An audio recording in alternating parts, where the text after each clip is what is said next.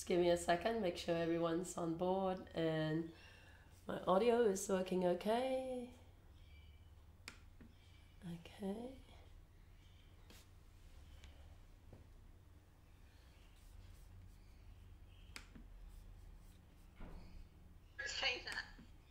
Okay, why is it not showing me?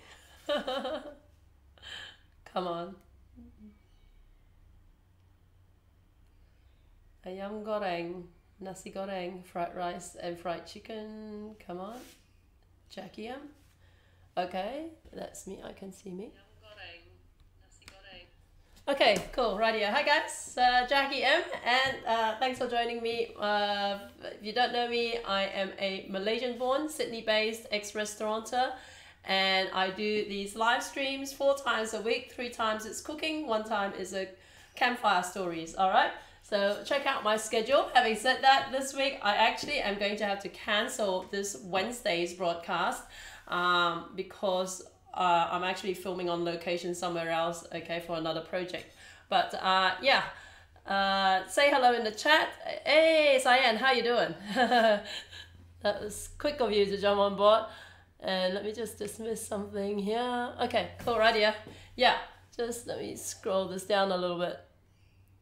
I hate seeing how many people are watching because it makes me a little bit, I don't need the mental mind games. Yeah, quick shout out to Lenovo Australia for the laptop I use for my live streaming, which is a Lenovo Y700, which is a gaming laptop. And also a shout out to Rode Microphones, who've been supporting me for years and years with the microphones they supply me.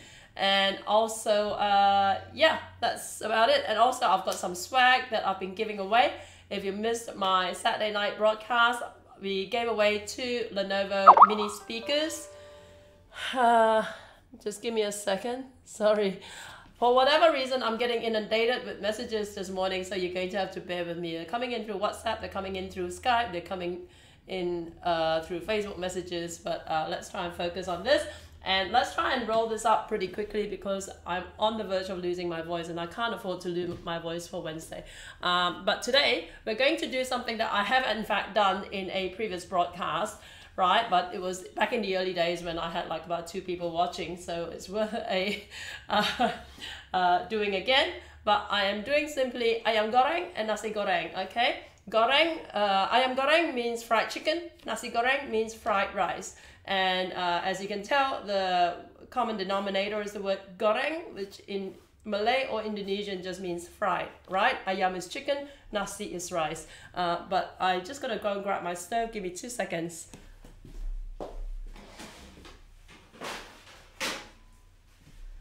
So for this particular dish, what I'm going to do is Sammy, how you doing? I still gotta stand out your t-shirt. Sorry about this. I hate going down to the post office, especially when I've got Noah in tow, because it's hard to juggle all the stuff. But I'll let you know as soon as I've got your swag sent out to you. Yeah, Ayam Goreng, the version I'm doing today is one I did, like I said, a few months ago here on Twitch when I first started out. It's actually called Ayam Goreng Kremes, okay? It's Indonesian. I'm not Indonesian, I'm Malaysian born. And it's kind of fascinating. I did it a couple of times actually on Twitch. But the point of difference between this Ayam Goreng, like I said, literally means fried chicken. Between this fried chicken and the version I used to sell at my restaurant is these crispy bits that come with it, okay? That's what in Indonesian is referred to as kremes, okay? Indonesian and Malay are similar languages, but they're not the same. They're about 80% similar sort of thing. So there are words there that I had to actually use a dictionary to find out, but kremes means in Indonesian crispy, okay? So basically what it is chicken that's been simmered in its spices and then it's fried up, and then separately you actually make these crispy bits by making a batter, a very runny batter, right? They almost call it a water batter, right? And then you pour it into hot oil.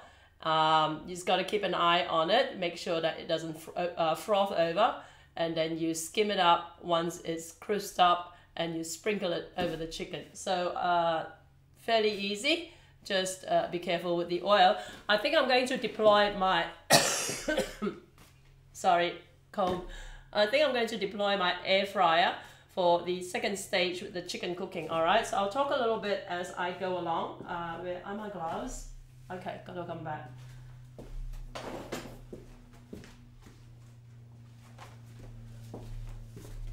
Okay. Don't hurry. Okay, good. Thank God.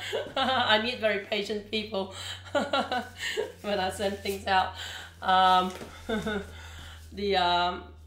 So as you can see, yeah. This is called keeping it real, right? No editing. Okay. So the Ayam Goreng, right, I'm using chicken legs, and that's part of the reason why I'm doing this, because I've got some chicken legs I need to use. Now, chicken legs are like the cheapest part of the chicken I can buy. So when I buy them in 2 kilo lots, and then sometimes I have leftovers. So I've got some leftovers here that I'm going to use up for this recipe. So what I want to do first, like I said, is to simmer it in a bunch of different spices. Right, I'm going to have to refer to the recipe a little bit. Like I said, this is actually an Indonesian recipe. It's something that I've tried once or twice before. So I need lemongrass. I don't have any fresh lemongrass left, so I'm going to use powdered lemongrass, which is fine for this particular recipe, in fact, because, yeah, like I said, we're actually only simmering it in the seasoned broth, right, that's got lemongrass and all the other stuff, but then we're actually taking out the chicken and then cooking it up separately. So let's look for the lemongrass.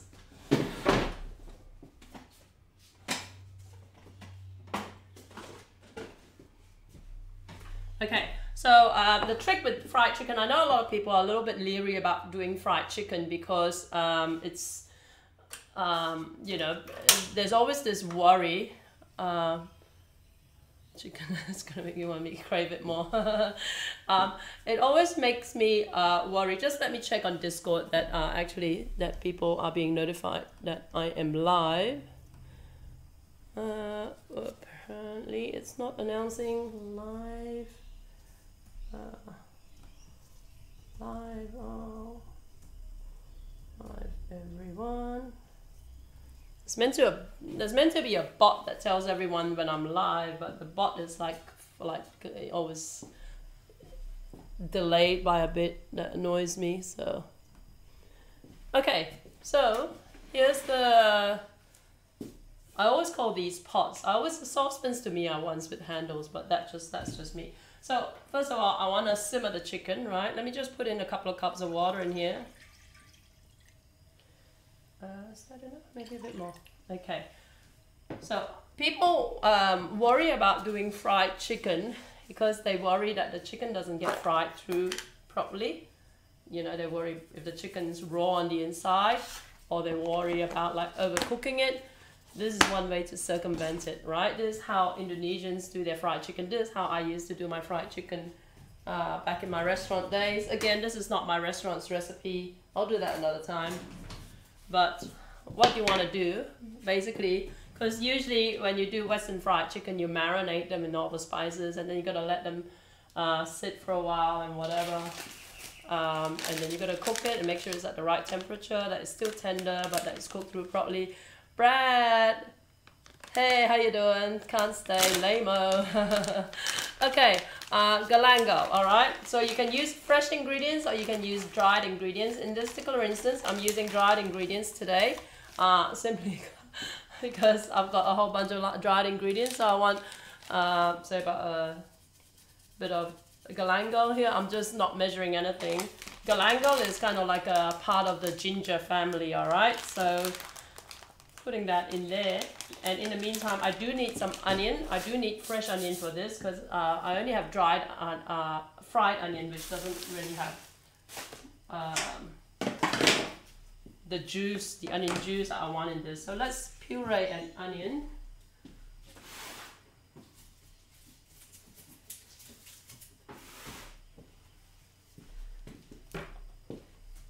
I always like a lot of onion and garlic in my cooking. I'm going to use dried garlic again because I'm again still low on my fresh garlic, but dried garlic. I've got plenty of. Okay. So let me just turn this off first because I want to simmer the chicken with it.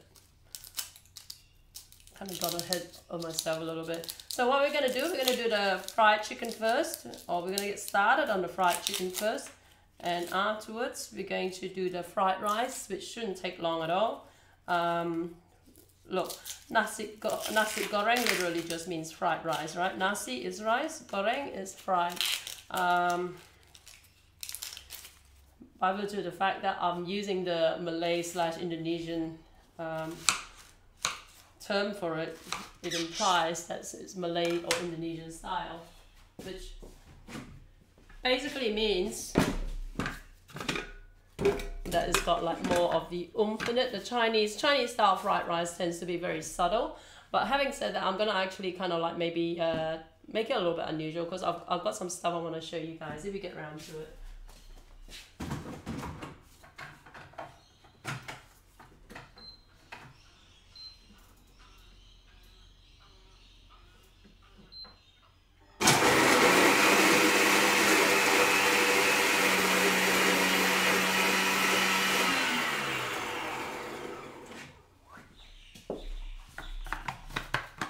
Okay, so it's the onion puree. Let's scrape it in.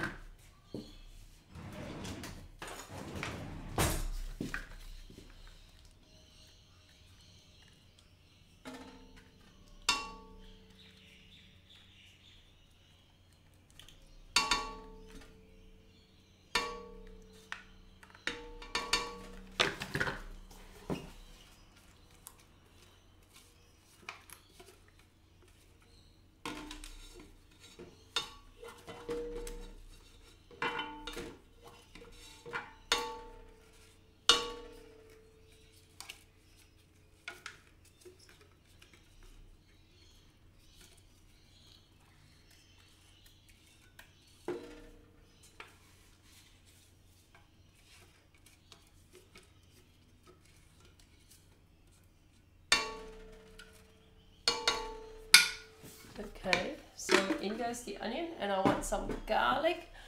How much garlic? And I want ginger, chicken powder, turmeric, 8 cloves of garlic. It's a lot of garlic. All right. Lolly, how you doing? Okay, so garlic, again, I'm using dried garlic. I'm using mostly dried ingredients today, all right? Because I don't have much by way of fresh ingredients, but also because this particular recipe lends itself to like a lot of these dried ingredients anyway, because you're leaving all that behind at the end, all right? You're not actually simmering it with the, basically you're not eating it, right? You're just simmering the chicken for it and permeating the chicken flavors with it, okay? So that was turmeric. I just added in turmeric. Here you go, this is what it looks like. Should have done this.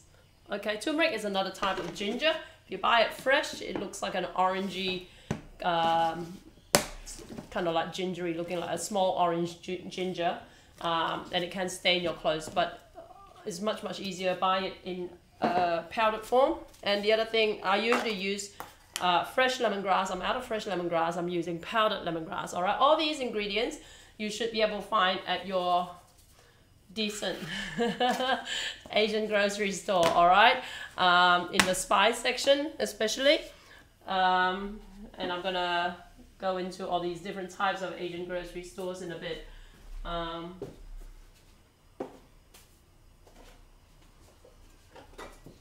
Okay, so I want to add the flavors, okay? So that will be chicken powder.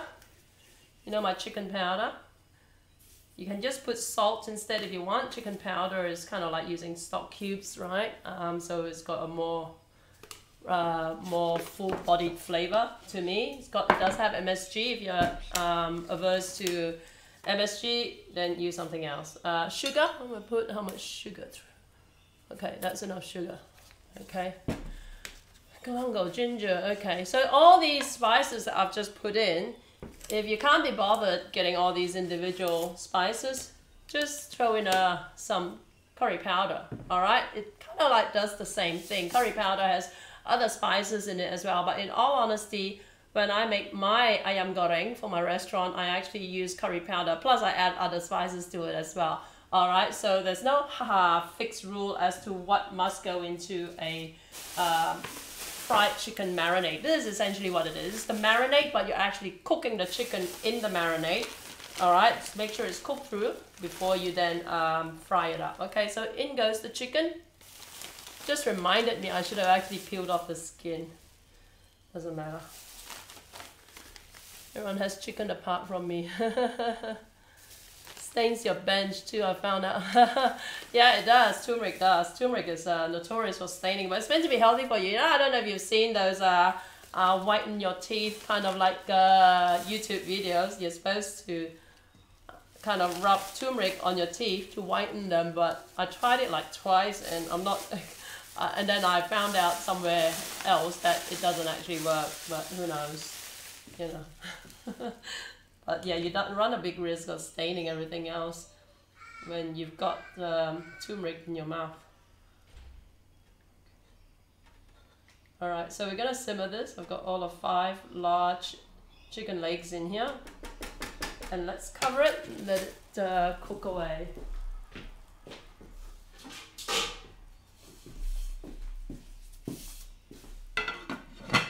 Let me clean this lid.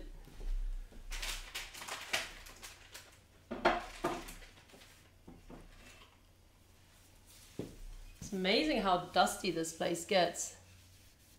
Better to take off the chicken skin.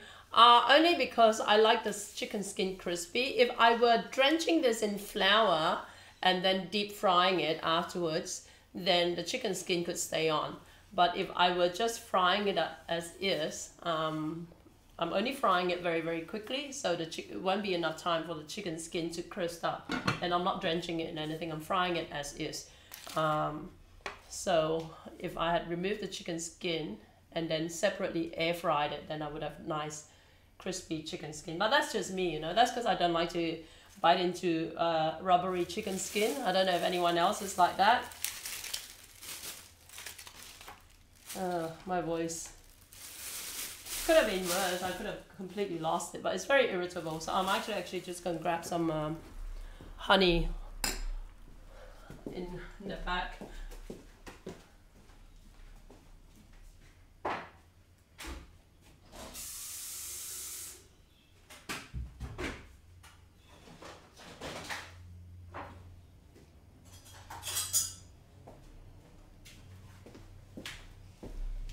On Saturday night, if you missed the broadcast, I was gonna keep it short and sweet because of my voice. I thought, oh look, that was my 4th campfire, I think, campfire stories. This is Manuka honey, by the way. People tell me I should be drinking Manuka honey to fix my voice. The last time I did, it didn't actually do anything, but I still got some left, so why not? It was everyone on the Saturday night campfire was saying, oh, take Manuka honey. Yeah, so this Manuka honey I bought on eBay a while back for the last time I had a a bad cough and it didn't do anything, but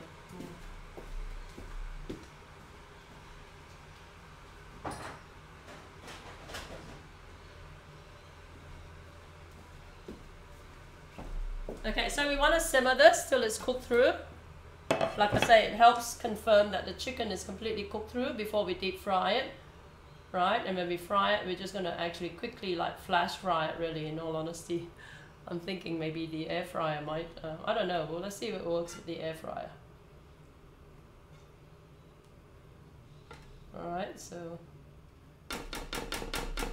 there's probably enough marinade here for a few more chicken legs, but I never measure anything, so it should be alright. The fried rice, I'm gonna do it a little bit different. There's like I said, Chinese fried rice tends to be more subtle. Malay Indonesian fried rice tends to have chili and sambal, something like shrimp or shrimp paste and all that goes into it, but it's a little bit arbitrary, right? The traditional, if you go to a restaurant in Malaysia for Nasi Goreng fried rice, usually they will have the they'll have the egg fried up separately, right? Sort of, I think that's what you call sunny side up eggs. I don't know. We Australians don't have like all these fancy egg terms the way Americans do. Cookie, hey, how you doing? Lemon and tea and honey works well. Okay, my fiance likes crispy chicken skin, so I always give mine to her if it comes in a dish. Yes, yeah, I like it crispy. That's the only time I would eat chicken skin, only if it's crispy, which is why I like, you know, I mean, if this were, like I said, if it were like fried till it's crispy, then I would eat it, but that's not how we're doing it today. Honey, lemon. Does fake lemon juice work, do you reckon? Like, you know, the ones in the bottle, the squeeze bottle, that's the only lemon I got. We were definitely doctors, the Google Medical Institute on Saturday. Yeah, everyone was coming up with their theories on what will work to fix my yeah. Oh, Sammy, you know how you were saying you're like from New Zealand, so you'd be fast asleep because our broadcast is late here. You know how many Kiwis joined us on that stream? Oh my God, it's just like every other person seemed to be from New Zealand. So you're a wimp. That's all I'll say. Let me get my drink.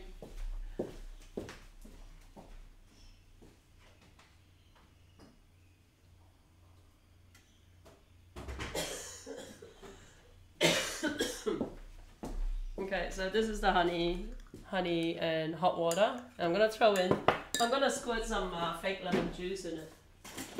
I don't know if it actually has any nutritional value. You know those that come in a bottle? Not to get out at 6 p.m. Damn Kiwis. I know. Oh yeah, Deathlock's one of them.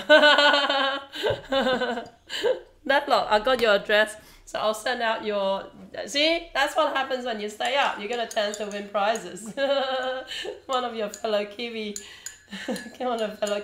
won a speaker.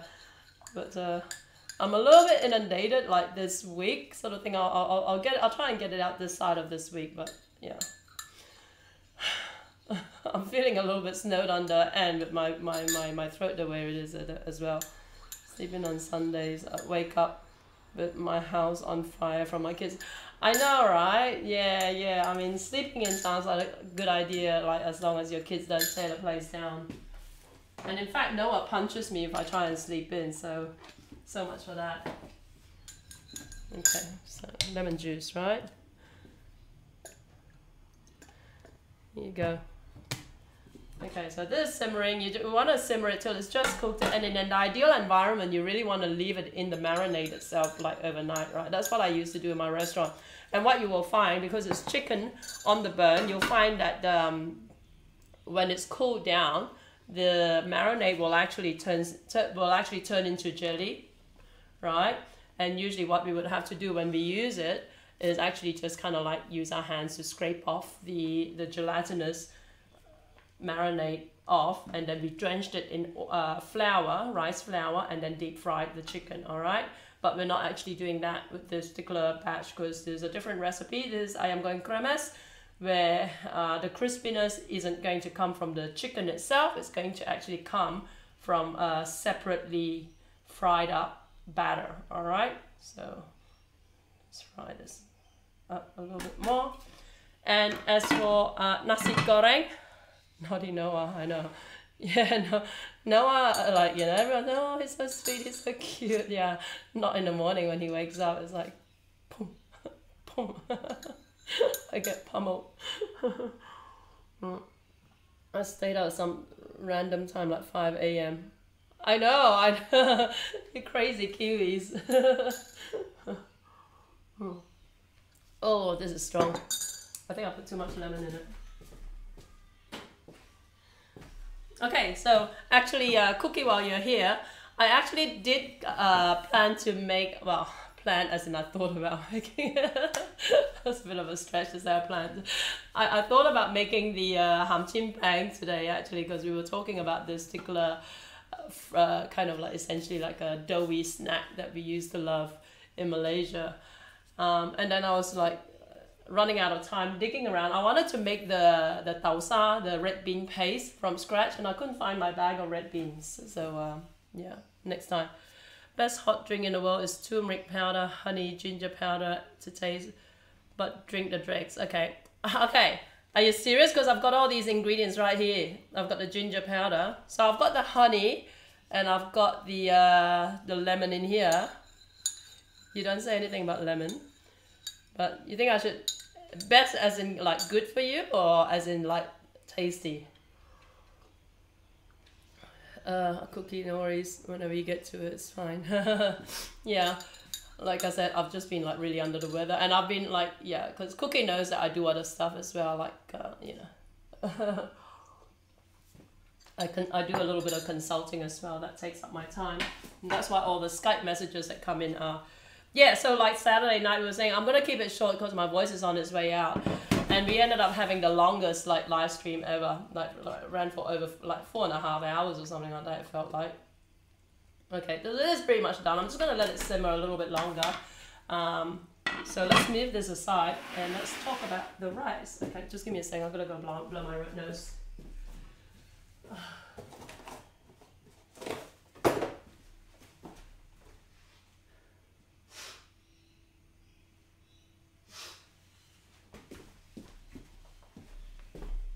Okay, cool. Okay. The rice, right? Like I said, fried rice. People think fried rice as like a kind of like a homogeneous like thing, right? Asian thing. But like the Chinese fried rice tend to be very subtle. Okay, the Indonesian, Malay fried rice tend to have more oomph in them. All right, and then there's the in between. There's what we call the Nyonya fried rice. Nyonya is a subculture in Malaysia that's from basically that grew out of like the intermarriage of the early Chinese settlers in Malaysia to, with the Malay natives, right? So if your Chinese uncle goes to Malaysia now and then marries a Malay woman, he's not a Nyonya, okay? He's not Nyonya Baba or whatever. But there's a particular period in history where there was this migration of like early Chinese settlers who did marry the Malay locals, and they are called, their cuisine is called Nyonya cuisine, all right? The men are called the Babas, the women are called Nyonyas, but overall their cuisine is called Nyonya. So you'll sometimes come across like Nyonya fried rice, which will kind of like almost like straddle the difference between Chinese fried rice and Malay fried rice, okay?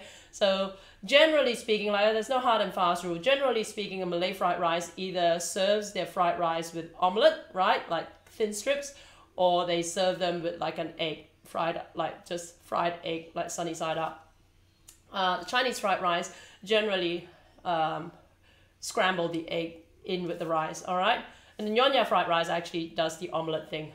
Those are the general, you know, features of them, right? And then the Nyonya fried rice uses dried shrimp sometimes in their rice, okay? The Malays use sambal, which is belacan, the shrimp paste, which is more pungent, and chili as well. The Chinese generally keep it very, very simple, like just like soy sauce and pepper. All right. But those are, like I said, those are the very, very broad like generalizations of the different types of fried rice. There was one fried rice I tried in this Chinese fusion restaurant here in Sydney a couple of years ago, and they call it the 3-egg fried rice. Okay, I thought it was a little bit fascinating, and it's Chinese style, but what was in the fried rice was, I mean, you can put anything in fried rice, all right? You can put like, I know suburban Chinese restaurants put like peas and carrots and that sort of stuff. We don't generally, I mean, I'm not a huge fan of that sort of stuff in there. But you can put like shrimp, you can put like, you know, barbecue pork and all that sort of stuff. This particular restaurant's version of their fried rice like had 3 different types of eggs in it, okay? So they had regular egg, right? And then they had salted egg, which is this one here. And they had what we call peidan, which is peidan is like 1,000-year egg or 10,000-year egg. What is it? What is it, Cookie? Is it 10,000-year egg or something like that? This is the what we call the peidan. Okay, so this is egg that's been preserved in, I believe, ammonia.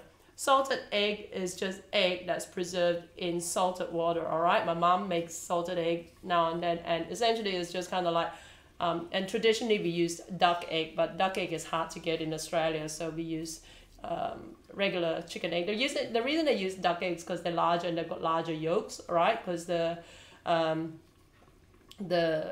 of like the best bit of a salted egg is the egg yolk. And the way you make salted egg essentially is you would like stick lots of salt in a jar, right? Put in water and put in the eggs, and then you cover it and put it aside for like 30 days, give or take 30 days, right? Cookie, like the translucent black, yeah, that's it, yeah. So after 30 days, give or take, about 28 days, she will take one egg out and boil it, cut it open and taste it and see if it's salty enough.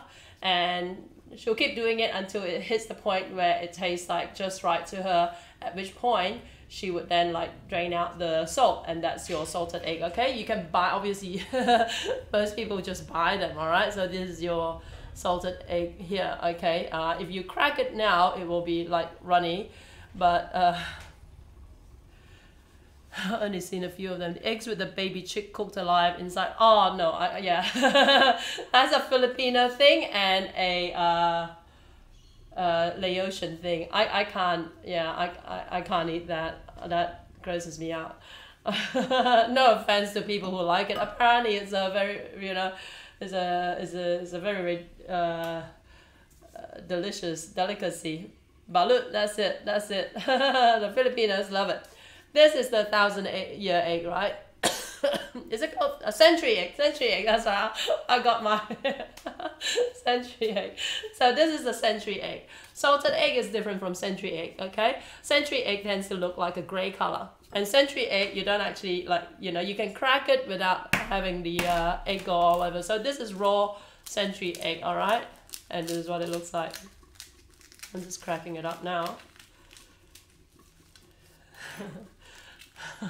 Century, is it 10,000 years or is it like 1,000 years?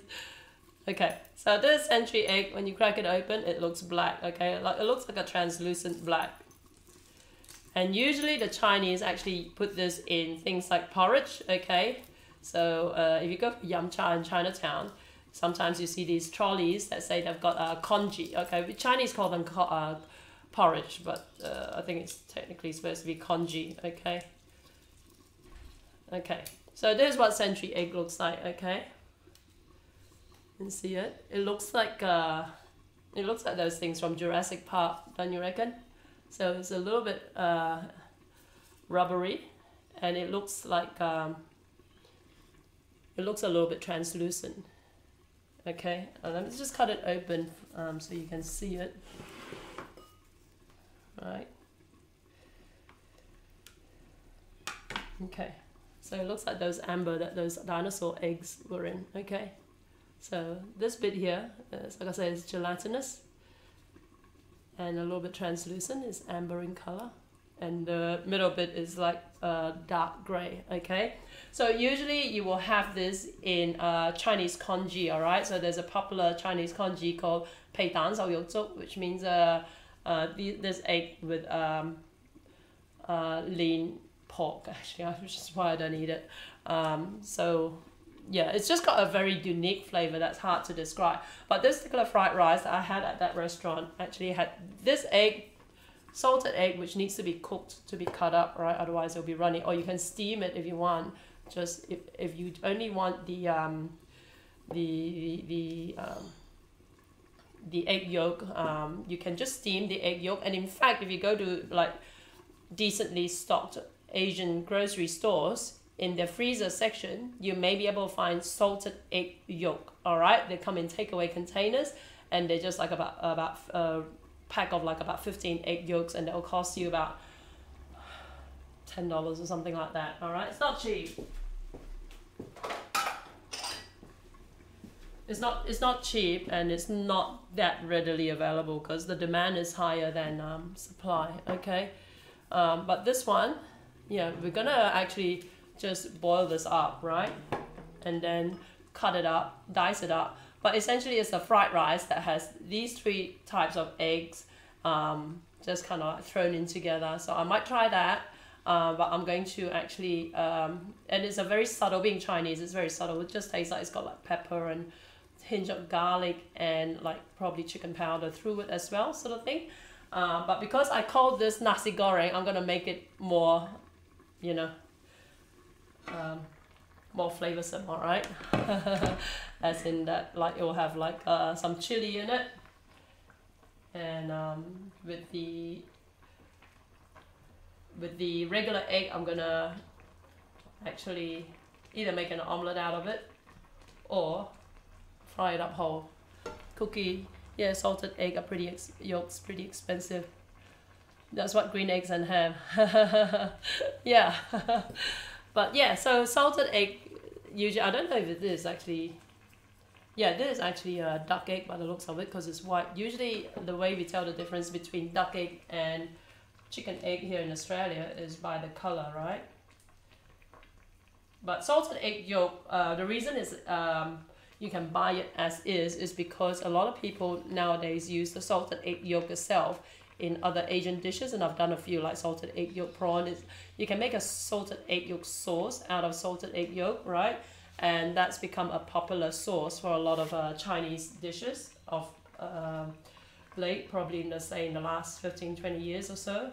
It was a little bit after my time. When I say before my time and after my time, it means after my time, after the time I left Malaysia. I left Malaysia in 1984. So yeah, the food has evolved since then. But as a kid growing up in Malaysia, there wasn't like this salted egg yolk fixation. But there is now. If I go back to Malaysia, almost every restaurant menu will have something with salted egg yolk sauce in it. Okay. So I'm just going to turn this off because it looks like it's done. But I need to now cook the egg. This egg, I don't know if it's worth throwing it in the thermal cook. Probably not, because it's a bit.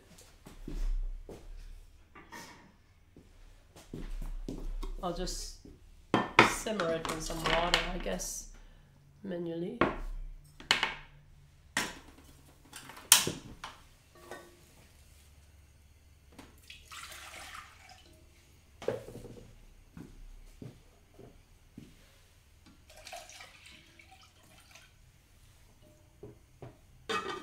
So maybe I'll just move this to the back so you don't need to see.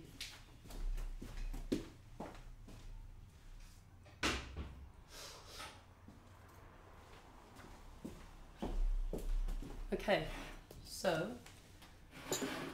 that's the chicken over here. It's cooked through. You're just going to let it rest for a little bit in this, and then what we're going to do is we're going to dish it out, and then we're going to deep fry the chicken. But I'm going to actually, I think I'm going to air fry it, all right, today. Yeah, air frying, because every time you deep fry chicken or something really like strong flavored like that, it just, the deep fryer oil will just completely, yeah, it'll just completely smell of fried chicken after that. I pay nearly $2 for one salted egg. Wow, that's crazy. Only time salt gets added to my eggs when they're scrambled. Yeah, but you should try salted egg. Well, that's the other thing I've thought about before as well with salted egg yolk. I've thought about, like, if people can't get a hold of salted egg yolk for when they do my salted egg yolk sauce stuff, whether they can just actually use regular boiled egg yolk and mash it with some salt, you know.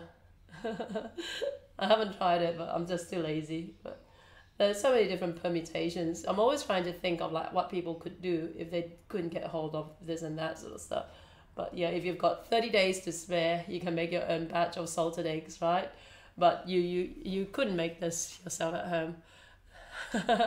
I'm pretty sure you can't make it yourself at home. Unless you can get a hold of, like, I don't know, supposedly it's got ammonia. It actually smells like hairdressing. It's got a, when we were kids, right, growing up, the rumor was that this was actually marinated in horse urine. I don't know if Cookie, you remember that, but people would say, oh, you know, it smells like horse urine. I know, so, which this is, I'm not helping to sell this product at all, am I? But yeah, people used to say this smells like horse urine because it's actually marinated in horse urine, sort of thing. Those are duck eggs. Yeah, I have made my own homemade salted eggs before, and they they were yum. Only thing was I had to wait a month. Exactly, that's right, that's right. Is that 1,000-year egg? See, I'm not the only one who called it 1,000-year egg. Yeah, it's century egg, but it's the same thing. I was getting confused. Is it 1,000-year egg or 10,000-year egg or whatever? It's actually called century egg in Australia. But yeah, people used to say it was marinated in horse urine, all right, because it's got this funny like ammonia smell to it. But yeah.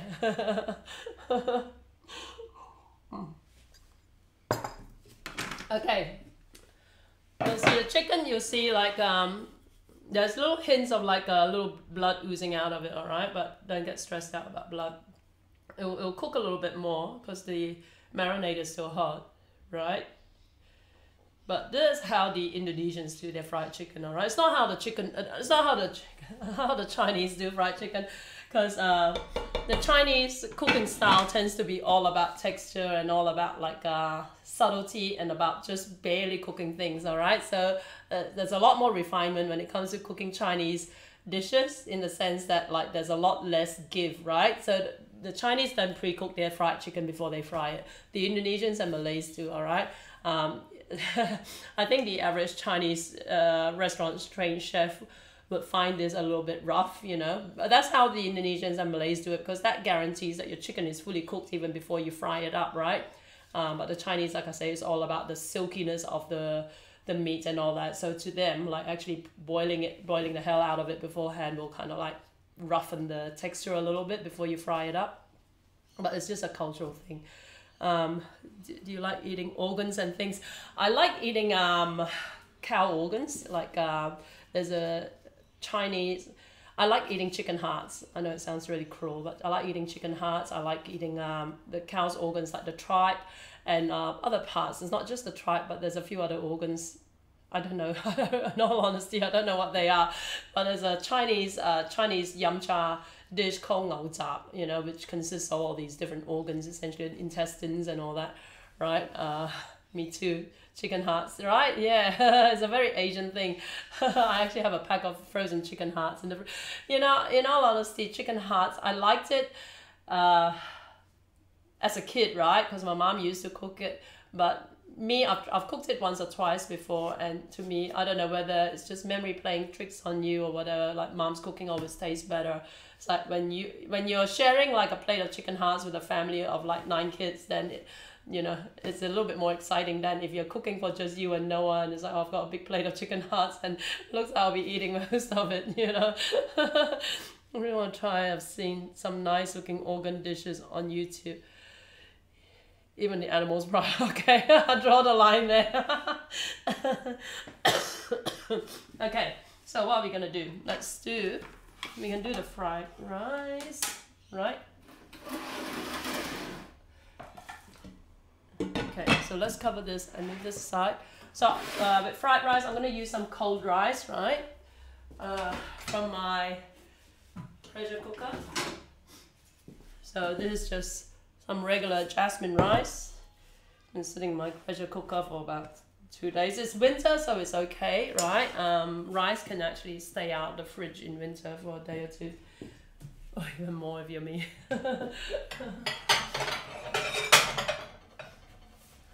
Okay. So I use like jasmine rice almost exclusively when I, you know, for my type of food, right? I would use basmati rice only if I were making nasi biryani, which is an Indian-inspired dish. Like, and it seems to me, from my memory of my childhood in Malaysia, that Malaysian biryani rice is different to the biryani rice that I've had here in Australia. I don't know if other people. Hey, Remy. Yum cha restaurant. Let's say I couldn't stomach the food. Oh, come on. Animal privates. There's that. Oh.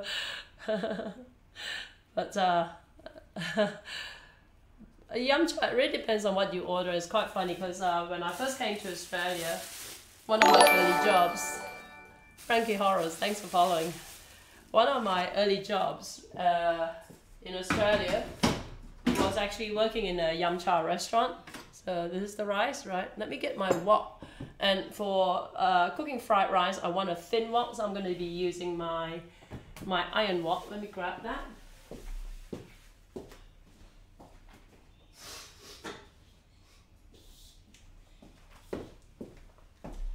So I've gone through the different types of woks in past broadcasts. Here's my iron wok. It's cheap and nasty, right? And it's thin, which is perfect for frying stuff where you want to achieve a good heat intensity and heat transfer, right? You can usually find these at Asian grocery stores that do stock Asian cooking utensils, right? You know, ones that sell bamboo steamers and all that. You should be able to find this stacked up somewhere up the back. And back in my day, this would cost, I forget now, cheapest.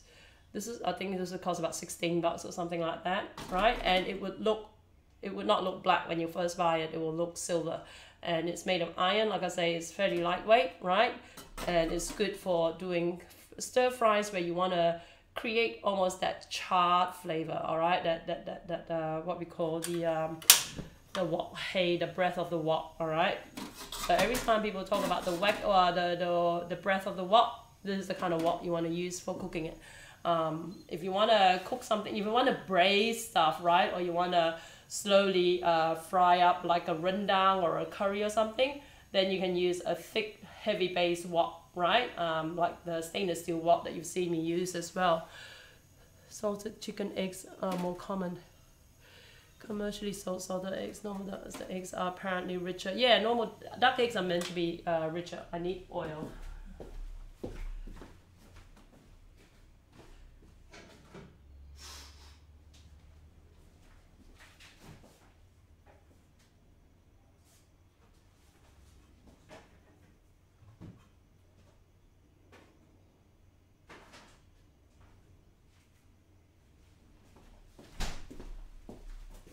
So usually if you're doing the Malay style fried rice, the Nasi Goreng, you would actually have things like onion and garlic and all that, like the usual rempah, you know, that I've talked about, the Malay spice blend, and chili and all that. Like I said, I'm kind of like splitting the difference a little bit today. So I'm going to put in the chili, I'm going to put in garlic, but as far as onion, I think I'm going to skip the onion.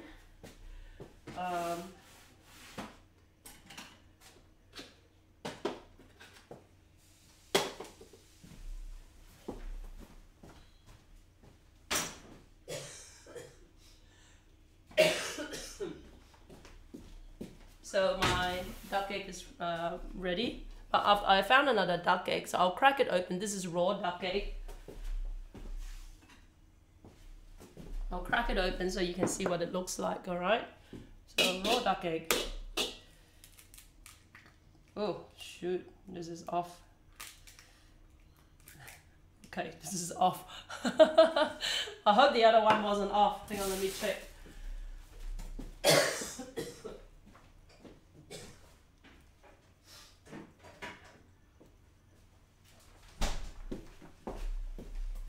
They've been sitting in my fridge for months. Chook eggs, okay. Okay, yeah, so it's pretty much off. It's basically just kind of like disintegrated into it, so we won't worry about that.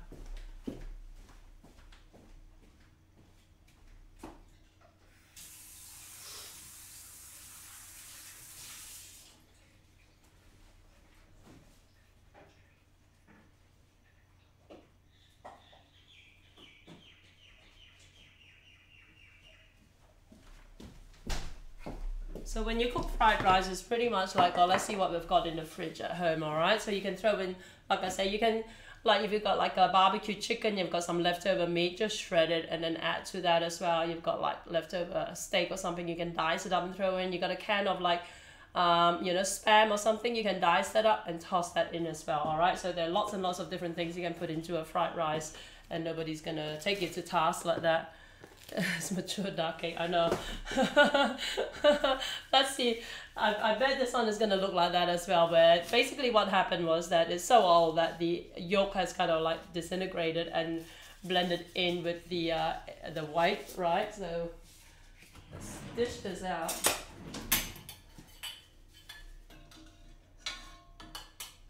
And Oh, Remy, subscribe. How crazy is that? I never thought I'd see the day. Alright, so this is the boiled duck egg, alright? Like I said, I've got a feeling it's gonna be the same as the other ones, where it's gonna look completely yellow, alright? Which is kind of like, it would be kind of intriguing on its own, in itself. Okay, well, it doesn't look too bad. Let's have a look.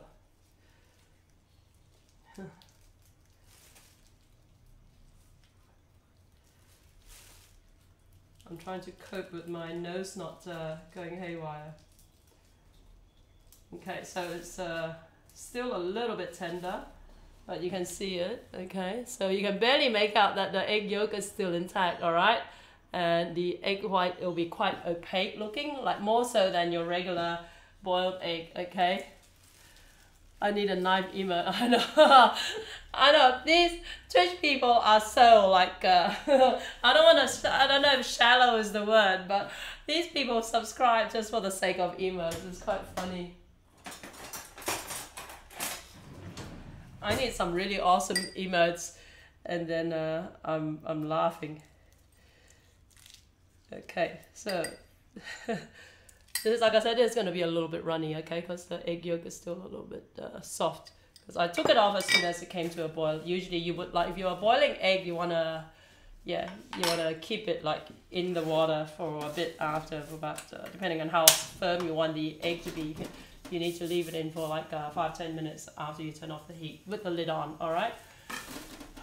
Okay, so am I going to just be lazy and just use this? Did I grab the oil? I haven't even grabbed the oil. Okay, let me come back. Oh no, I got it. It shows how like woozy I am.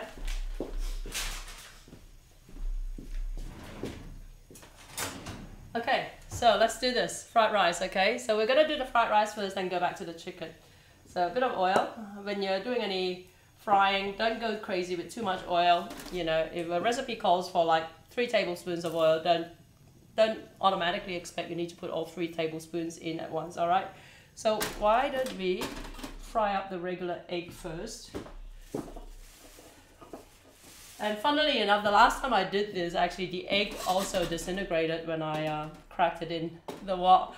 So if that happens, I'm gonna scramble it and just scoop it out, alright? But if it stays intact, we'll leave it intact. Okay, so it's intact. Here you go. Cool.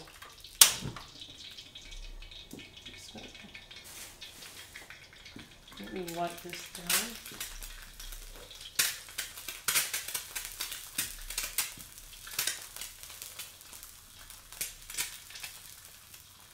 So with a frying egg, you can put more oil in it. Egg does take a lot of oil. Alright.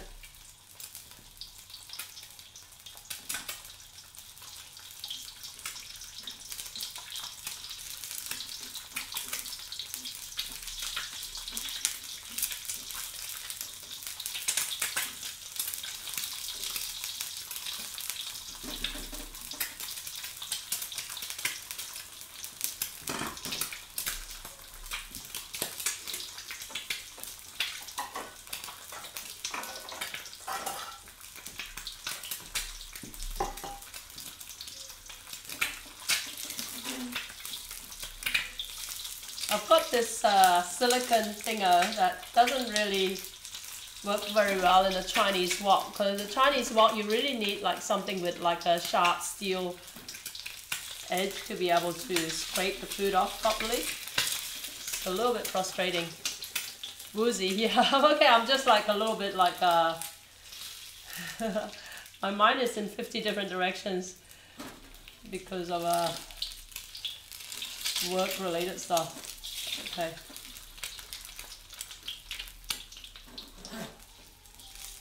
Let's just cover this quickly.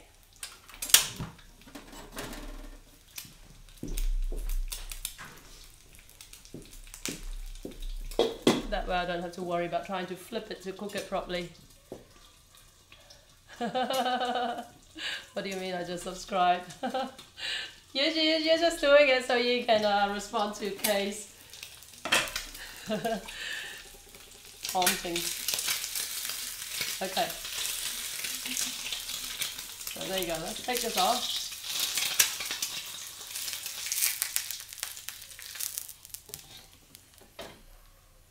I say the point of difference between Malay cooking and Chinese cooking is that with Malay cooking there's a lot of oomph, there's not a lot of subtlety in the dishes. The Chinese is all about like subtle flavors, subtle textures and all that, alright? And I'm kind of splitting the difference here a little bit. Okay, in goes the oil, and traditionally, you see it's smoking here. You want to bring the wok till it's smoking, then you add the oil, then you add the rice, alright? And usually they'll say, a lot of recipes tell you to actually put the garlic in now, but if you're using this kind of wok the way I'm using it, right, if you add the garlic in now, you're going to end up like burning the garlic more often than not. So I prefer to actually throw in the rice first, then throw in the garlic, alright? And again, with any kind of like stir-fried dish where you want to achieve that wok flavor, wok hei, you want to cook in small batches, alright? You don't want to cook for a family of 6 in the one wok, alright? You're not making a paella here. You're cooking everything individually, okay? So ideally individual serves, but generally no more than 2 serves in the one lot, right? So let's try this out. Let's throw in the garlic now. The iron wok. Okay. So there are some Chinese fried rice recipes that don't actually call for garlic because, like I say, it's so subtle that it's meant to be like, you know, it's not meant to be overpowering in its flavor profile, right? And if you're using dried shrimp, you want to actually soak the dried shrimp and then throw it in now, right? But it's one of those things, the way I cook this is the same way I cook my char kway teow. There's no hard and fast rule about what should go in first and what should go in last, except that I like to actually fry up the rice, right? Make sure it's all broken up, okay? A lot of people make the mistake with fried rice. Like I say, first of all, they put too much oil in to start with, and that causes everything to go gluggy, right? You want the rice to be nicely loose and separate.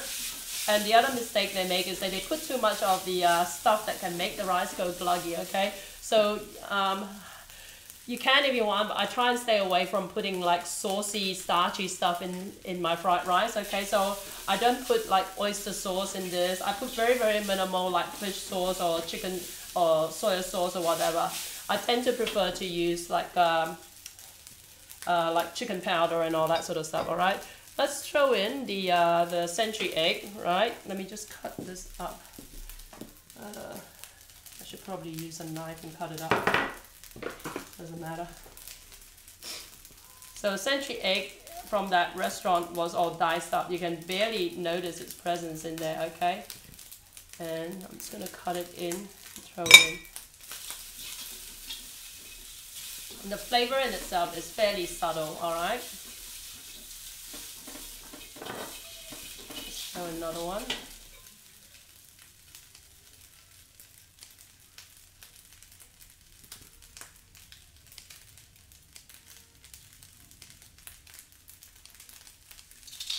Again, whatever you put in is fairly arbitrary. It really depends on what you got sitting in your fridge.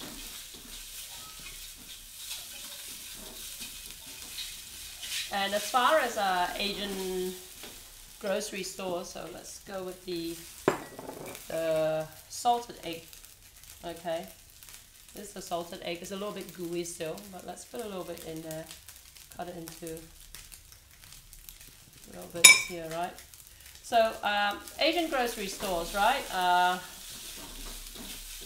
People generally, rightly or wrongly, I mean we Asians do that too, alright, so don't feel too bad about it. Feel a little bit bad about it.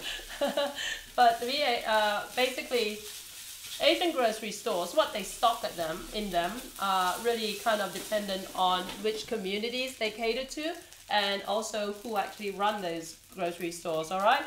If it's a grocery store run by a Chinaman from China, the kind of ingredients may be more Chinese, right? If it's run by a Korean, it'll be very Korean Japanese, alright? If it's run by a Thai person, then we're talking, alright? Because Thai cooking and Malaysian cooking and Singaporean, Indonesian, Vietnamese, Laotian, Cambodian cooking, even Filipino cooking share a lot of similarities, more so than I'm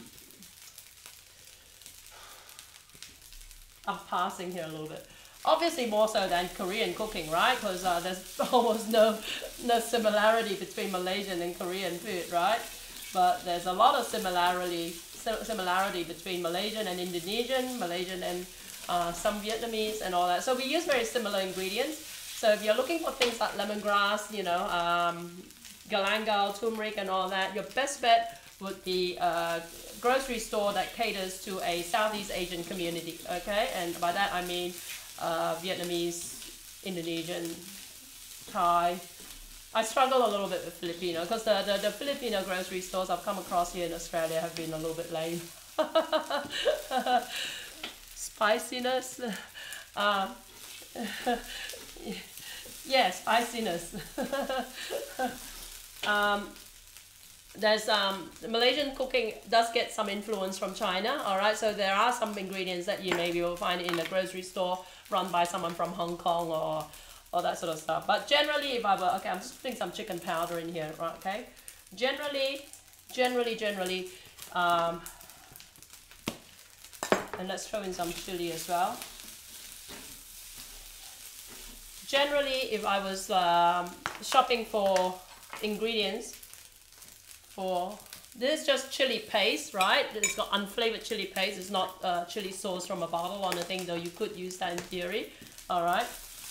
So all this is just dried chilies that's been simmered in hot water and then blended with some of the water that was simmered in, and that produces a paste that I keep in the. You should keep this in the freezer. In the fridge, it will last for about a week before you start seeing a film over it that's not great. that means it's time to throw it out. For Malay and Korean, yeah, that's right, the spiciness. That's right, that's true actually. Yeah, but yeah, if I were stuck on ingredients, usually I don't go to Chinatown to look for the ingredients I need, right? Because Chinatown in Australia anyway is very Chinese, Hong Kong, like mainland Chinese type stuff. So I may struggle to find things like shrimp paste, lemongrass and that sort of stuff, the more exotic things, okay? I'll be able to find this chicken powder because this is used across the board, China and Hong Kong and whatever. Pepper, it needs pepper.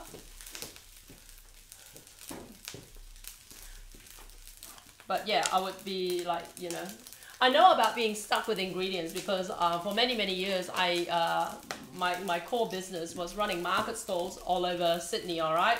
So we may actually be doing a special event, say at a park in the city, and then you realize that, oh, we forgot this particular ingredient, where are we going to get it? So then it's a struggle. Oh, there's Chinatown is just like 3 blocks down, but are we going to find this there and whatever?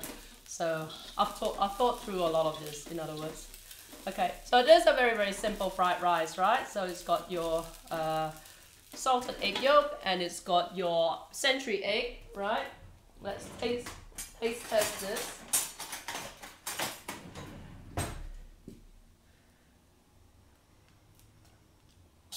Okay, it's got plenty of flavor already. You notice I didn't put any chicken soy sauce or fish sauce in it. The chicken powder was enough to produce a lot of flavor.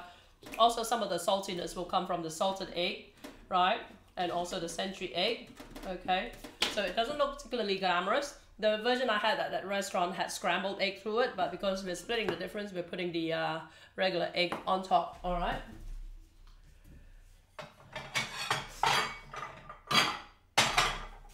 Let's dish this up.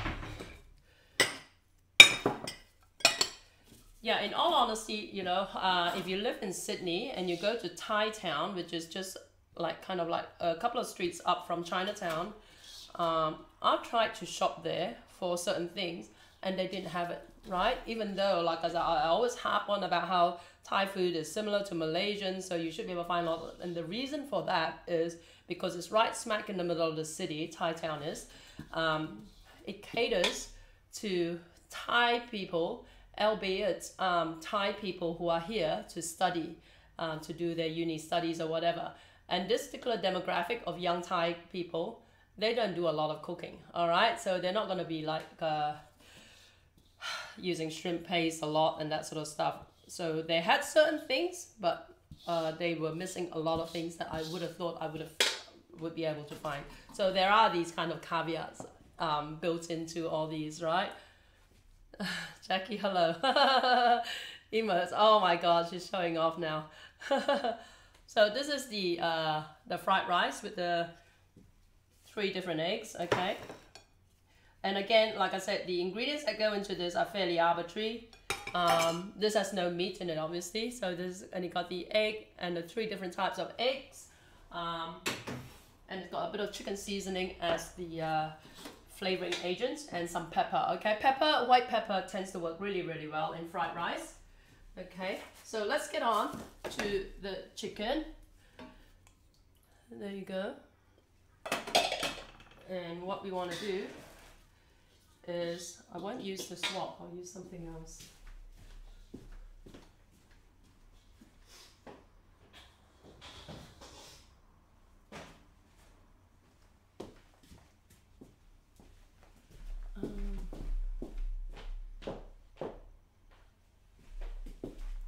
Never thought I'd see the day I'd run out of like pots and stuff. Okay, so I'm gonna dish this out, and then I'm going to air fry the chicken, right? Okay, this is my first time air frying the chicken. Last time I actually deep fried it. Like I say, deep frying does ruin your oil quite a bit because of the all the spices in the chicken. All right. So let's air fry it. Let's take it out.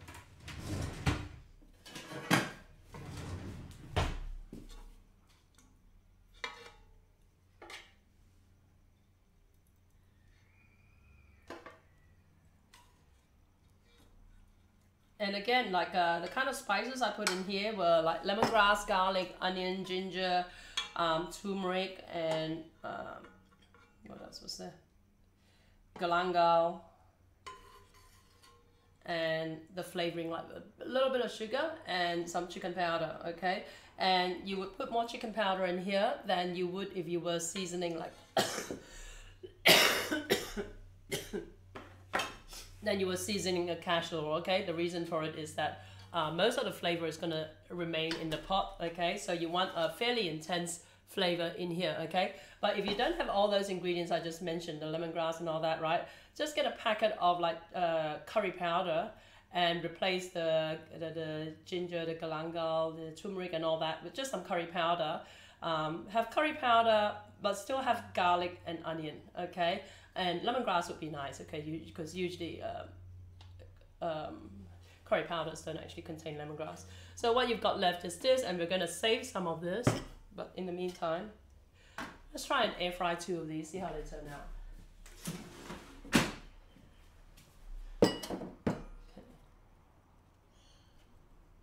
I guess I should probably just sprinkle a bit of oil through this. Going to be so good once it's finished. I hope so.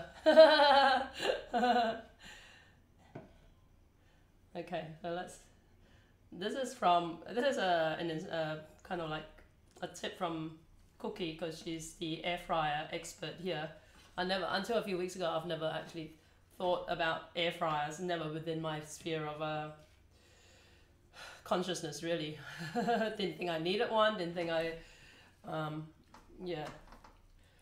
could use one. But apparently, anything that goes in the air fryer, you should kind of like just smear with oil. Whether you spray it with a spray bottle containing oil, or you just generally coat with oil. Okay, so let's do 3. So I've got the 3 in here. And I'm going to air fry it 200 degrees, 10 minutes, 12 minutes, whatever.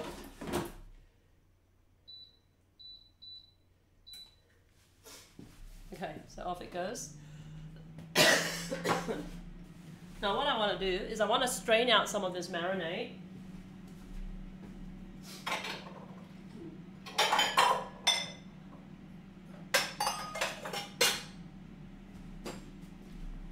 I just gotta grab my other wok. Should I use that one? Maybe I will.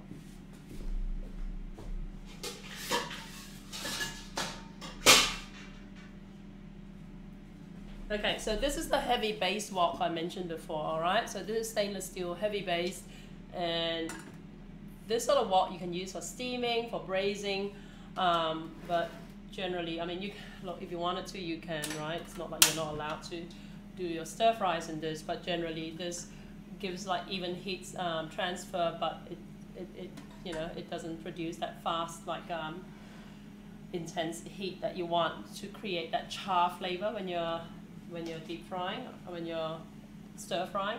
Okay, I'm gonna put some oil in here. Okay.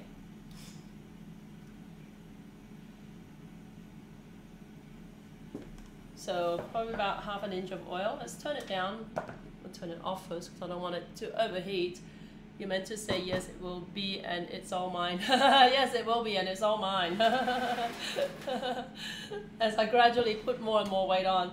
Okay, so this, like I said, this is the marinade. I want to strain it because it's got all the bits in there, all right? It will have more bits in it if you were using fresh ingredients, which you can, of course, right? So you could, in theory, use fresh lemongrass that's been like minced up. You can use fresh galangal and turmeric that's been minced up. That would leave you like with lots of like little like fibrous like bits in here. But what you want to do is you want to strain out some of it, not all.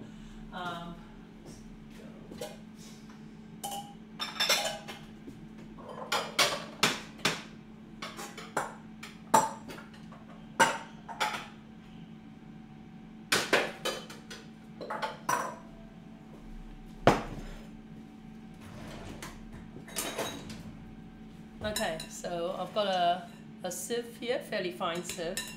I want about 3 tablespoons of the marinade in here. So I'm just straining this.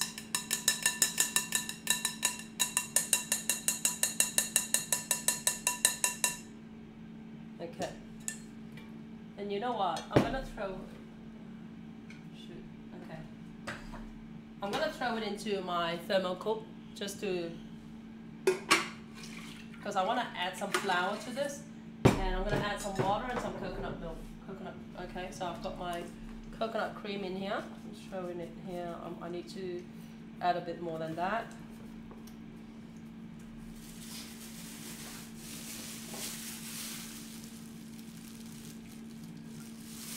Okay, I'm going to add some water. So I'm making a batter now, okay? And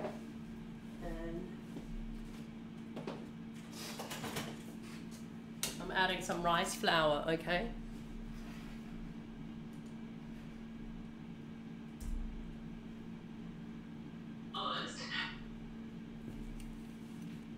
Okay, so I want about 5 tablespoons of rice flour in here.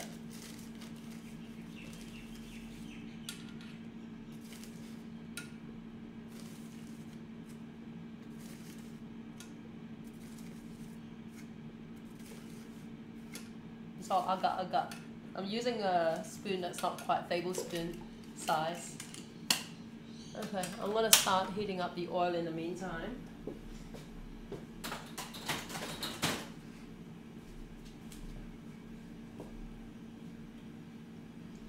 Okay, a bit more water.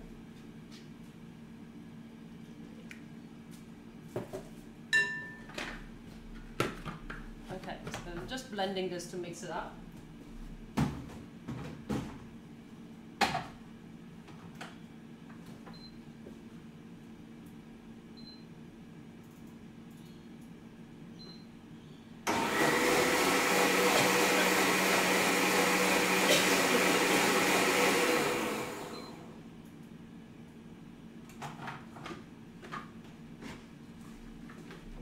Okay, so now I've got like this kind of like slightly off color, but basically white batter, right? And let's see if I need to strain it some more because there was some onion bits in it earlier from pureeing the onion.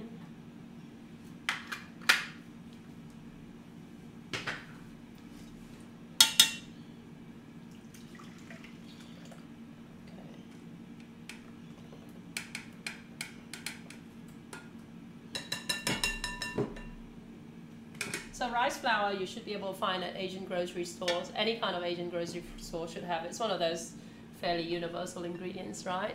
They should cost like, well, in Australia they cost like just a little bit over $1 a bag.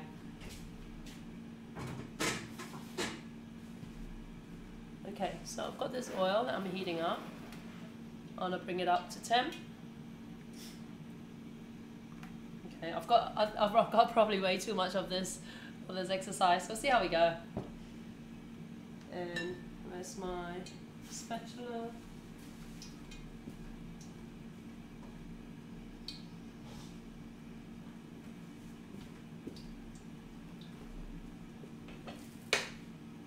Now I'm going to wash the sieve because I'm going to need it again. Okay, hold that.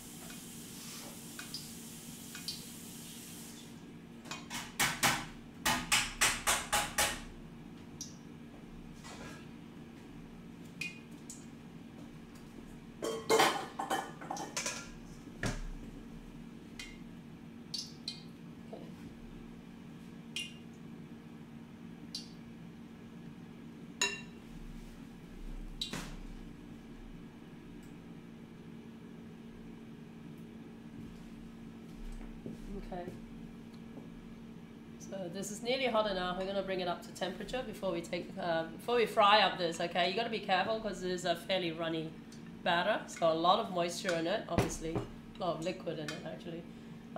So you got to be careful that this doesn't actually froth up too much.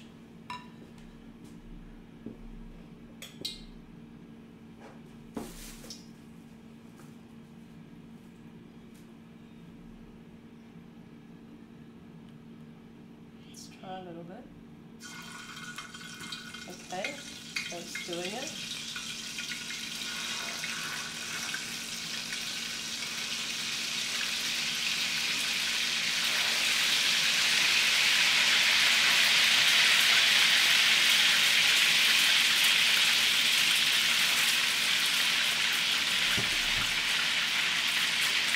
I'll move this closer to me.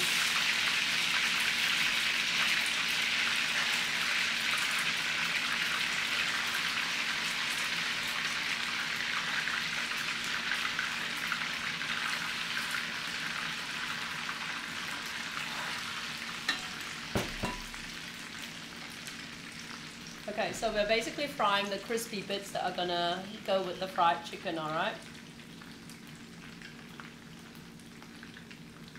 The temperature of it.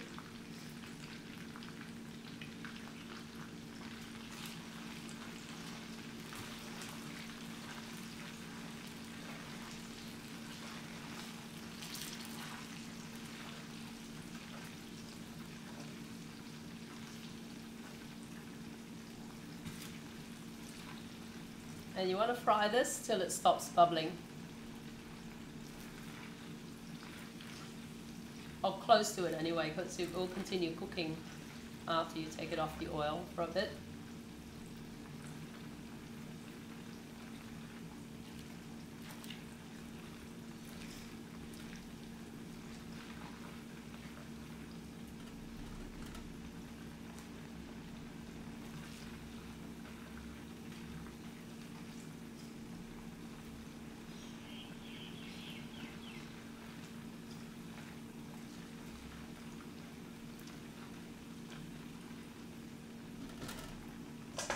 Just let me quickly answer. I hate it when it shows that I've got like messages that are outstanding. Hang on, let me just quickly answer them.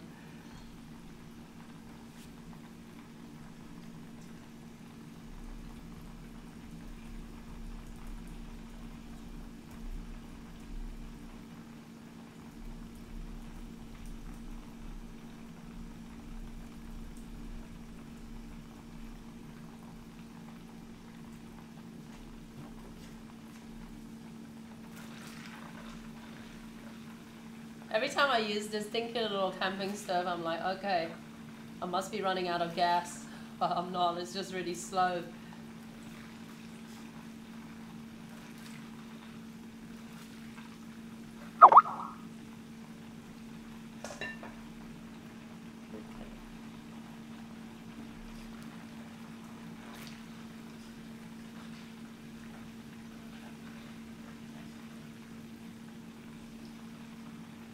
where are we? 12.98. Okay.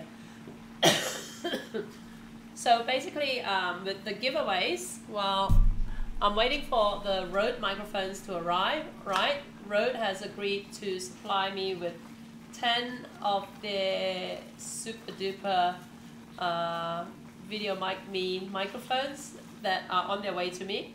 And also Lenovo has given me 10 of these, right? These are mini speakers and they come with a mini USB cable and also a speaker jack, right? And they are fabulous for, like, you can plug them into anything you can, but I think they are perfect for plugging into your mobile phone. So we gave away 2 of these on Saturday night, and our next giveaway will be, we'll probably do the giveaways themselves on Saturday night when I actually have time and my hands are not all dirty with the all this sort of stuff.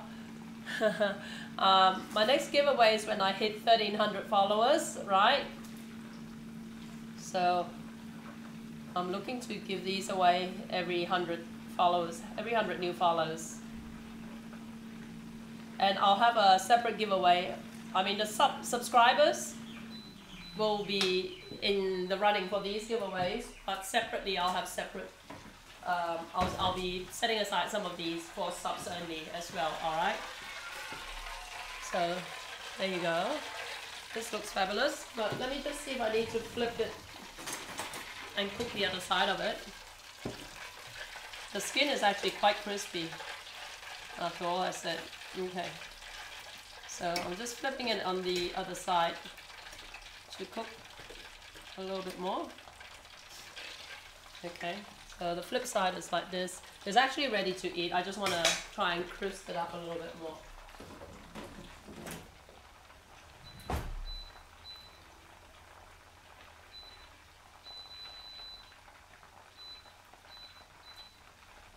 Okay, so this is like taking like 5 years. It's driving me insane. 3 more people, 2 more. Yeah, I know.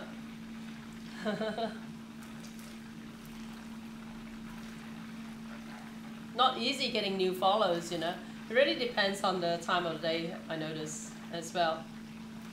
I used to, before, people always complain about my vodcast, about how, why is she always vodcasting and whatever. These are like replays of my videos, but if I weren't vodcasting, you would just come to my page and just see, oh, this channel is currently offline, right?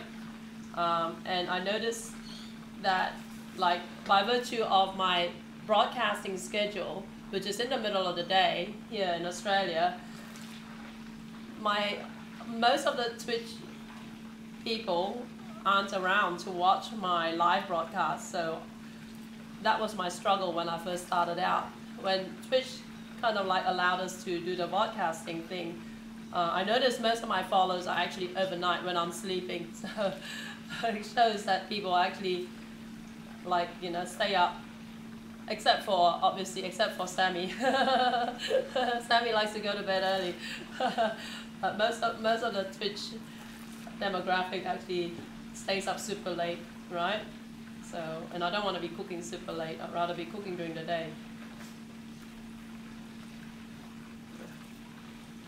2 more. Remy, did you check what was wrong with your podcast yesterday?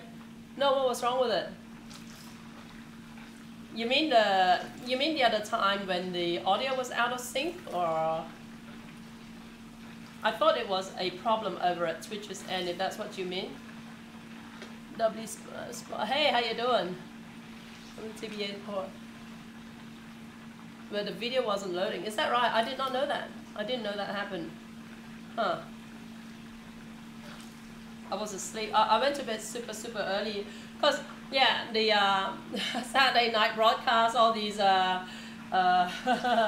my Twitch medical team are giving all kinds of advice. I'll go and get lots of sleep. So I actually went to bed at 6:30 yesterday, would you believe? Someone said there was no sound. This was around 1 a.m. your time today. Is that right? How interesting, huh? No sound. I saw a comment that said no sound, and I don't know if that was the same one that you mentioned, but I could hear it, so I don't know if it was a problem at their end. That's interesting.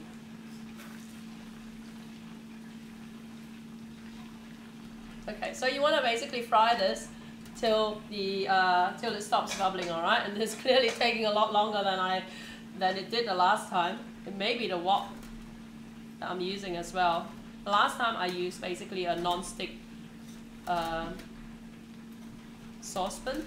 Okay, and that's the thing about these stainless steel woks, they do in fact stick, all right? And I don't have a proper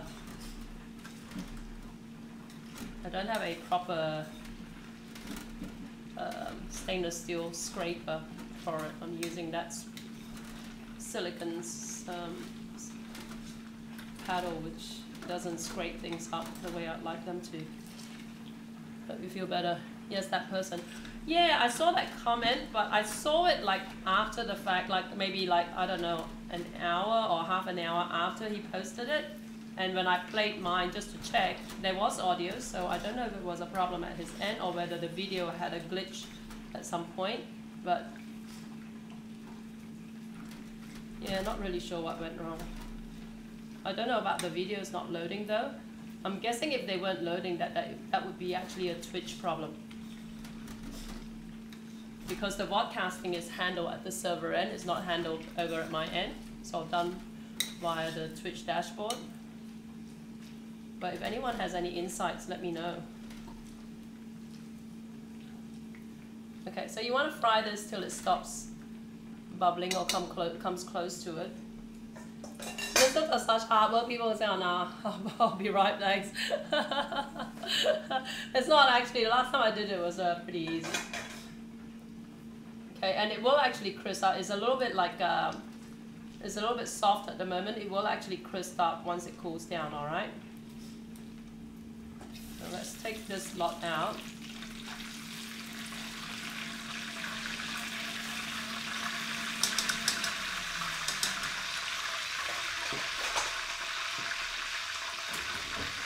Okay, so do air fry. Let me take it out.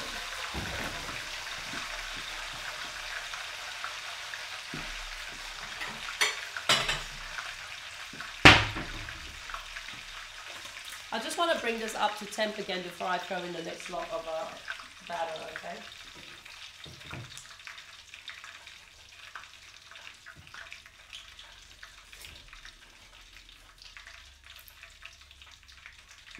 Okay, so that's the fried chicken, and you can eat it as is, all right? The crisps are nice to have, but not critical.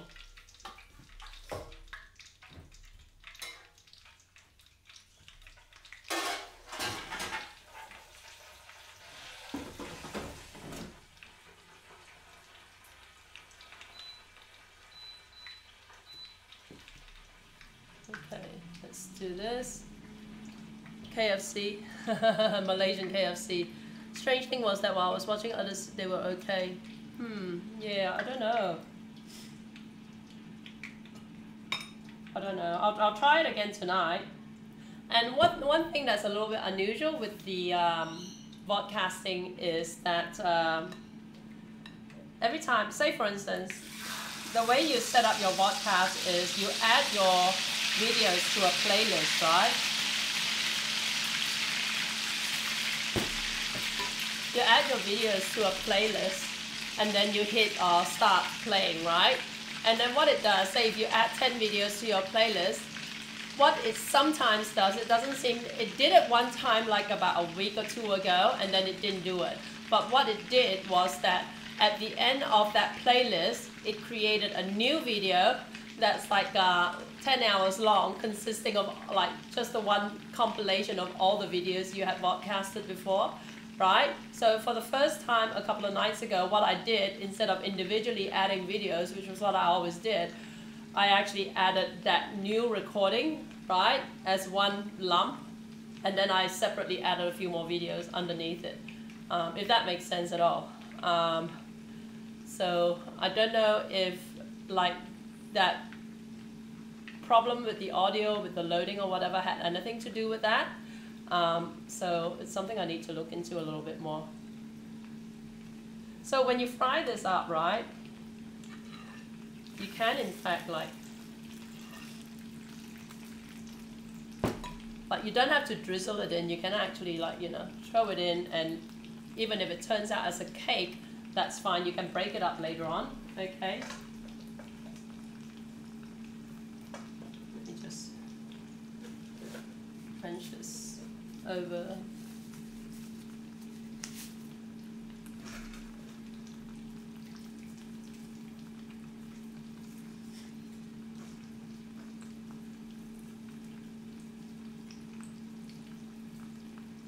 Does anyone watch other food channels here on Twitch? I'd be interested to know. Or other creative channels? Because I've interviewed like a couple of them on my blog. I haven't written them up yet. I'm using Twitch as the excuse because I actually sent Twitch, the company itself, some questions, and they need to get back to me with some of their answers, so they haven't as yet. So that's given me some breathing room. I gave it to them 2 weeks ago, and I chased them up yesterday, and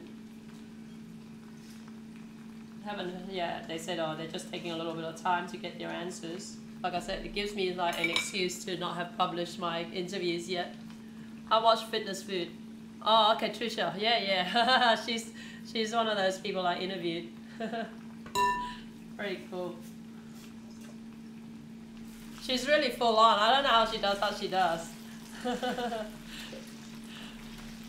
She's got like all the bells and whistles all set up for her channel. Happy Chef TV. Ah, let me write that down. Happy Chef TV.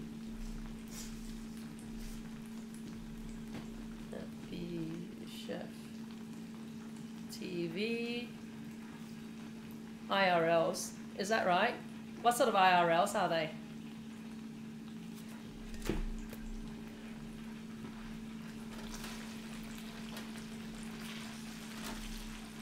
Alright, so memo guys, you need more than a silicone spatula if you're using this particular wok. It's really frustrating trying to scrape things up for the he streams late at night Sydney time. Is that right? Is he Australian or?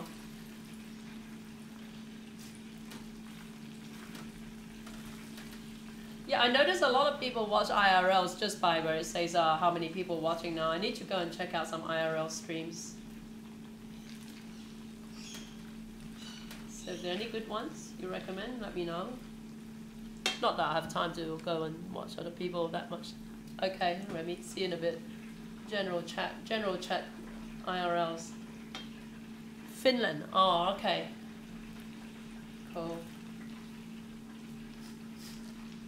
I'll have to go and check it out.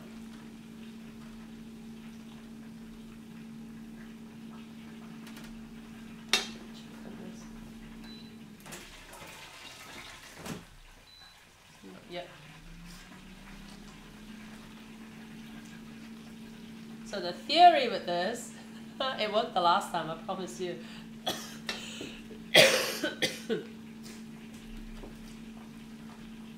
The theory with this is that you create these crispy bits that you sprinkle over your fried chicken, right? But of course, alternatively, you could actually coat your chicken with rice flour, because all this is rice flour that's been added to the strained marinade that was used to marinate the chicken with some liquid added to it, and then you fry it up as a batter, right? Till you get these little crispy bits form up. Alternatively, what I used to do at my restaurant was just basically drench my marinated, like poached chicken with rice flour and then deep fry that, all right? But of course the difference is that when you do it the way I did it, the chicken is coated with the rice flour, whereas you do it this, it's separate. It's kind of like sprinkled over the top. He was a pastry chef, now works from home. Ah, very cool. There was another pastry chef I saw, I forget who, it was a woman. And I forget her channel name now, but yeah.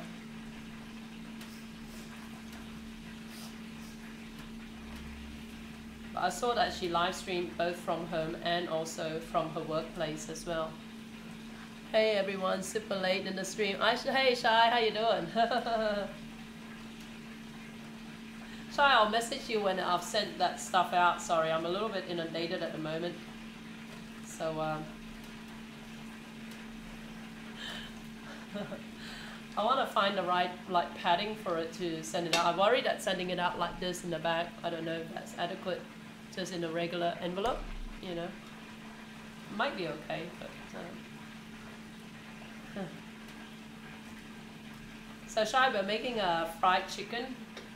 We've made the fried chicken, and we're just actually separately frying up some crispy bits to sprinkle over the top of it. And before that, we did some fried rice. So this fried rice with 3 different types of eggs. It's got the Chinese century egg that we all some of us mistook as a 1,000-year-old egg, century egg, and also salted egg. No rush. Okay, good. I'm being slack. That's because I'm sick and I just don't really feel like, oh, I'm being lazy. Like I said, I went to bed at 6:30 last night. Oh, to be fair, I kind of stayed up and watched some stuff in bed, right? I watched, has anyone seen Sherlock, the series? For the first time ever, I decided I should sit down and watch it. And it's interesting if you've actually read the books. Cookie, so the air fried work out okay? Yeah, it did. This is what it looked like. So this was a total of about 20 minutes in the air fryer after it's been poached. And it turned out like, yeah, pretty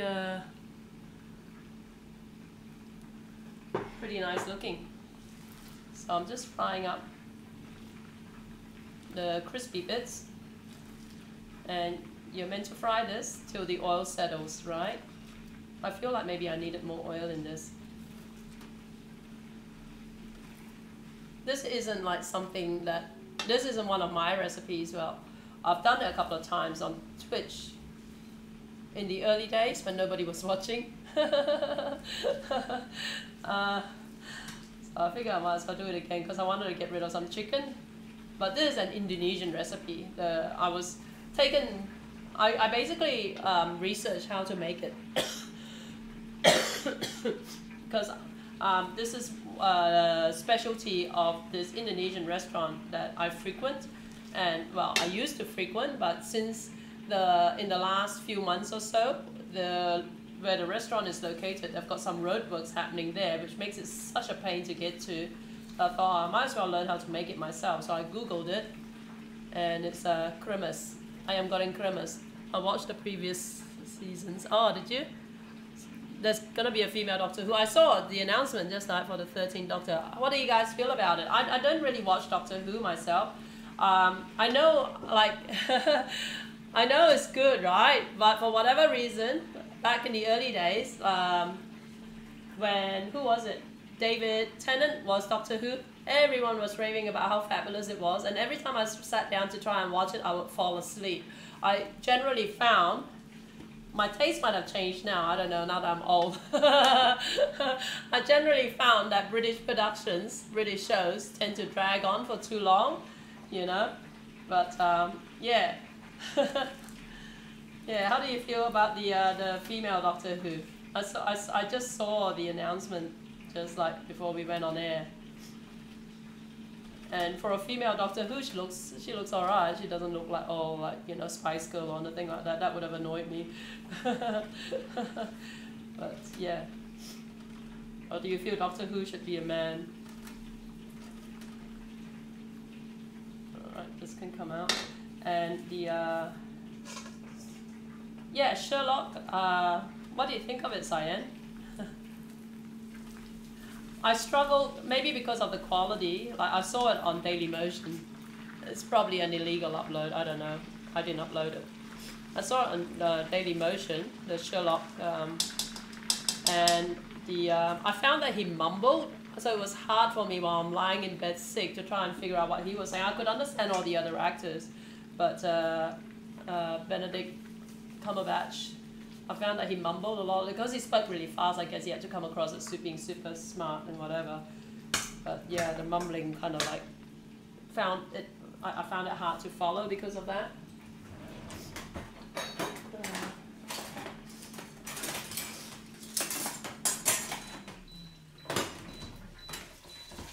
Okay, so this again, 12 minutes. I'm just going to flip it over and do it for another 5 minutes or so.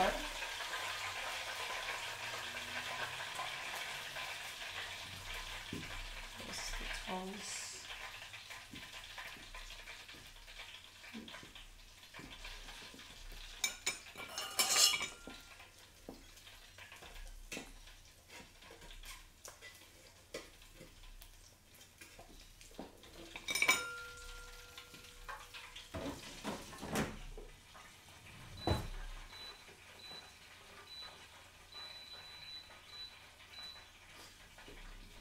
Okay.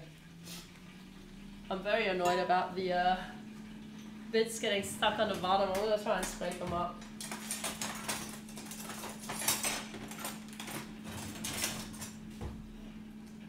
Excited for not a fan of Sherlock on TV. Okay, cool. You're like the first person I've heard say that. Everybody's going, oh, you have to watch Sherlock. I've read, like I said, I've read some of the books, right? And it's quite interesting. Watching the first episode, how it's got like a lot of parallels, a lot basically plot points from the first episode, from one of the books, but they change it around, sort of thing. Say for instance, I'm trying to think. Yeah. Say in the first episode where they found the dead woman with the word R-A-C-H-E scribbled on the wall. In the book, it had the same word scribbled. It was a different dead person, also found in an abandoned house. But the meaning of R-A-C-H-E is different in the book to what's in the TV show. So that kind of stuff was a little bit interesting. How they kind of use elements from the books, but change it around, sort of thing. So I guess on the one hand, even if you've read the book, it doesn't mean that you know that the story's been spoiled for you, right? So I guess from that point of view, it's quite clever how they do it. Glad I'm not washing that up. I know, right? I know. This is the first time I've used this wok to do this in, and it's a little bit of, I think I'm going to switch out the wok. I'm going to switch it into this thing.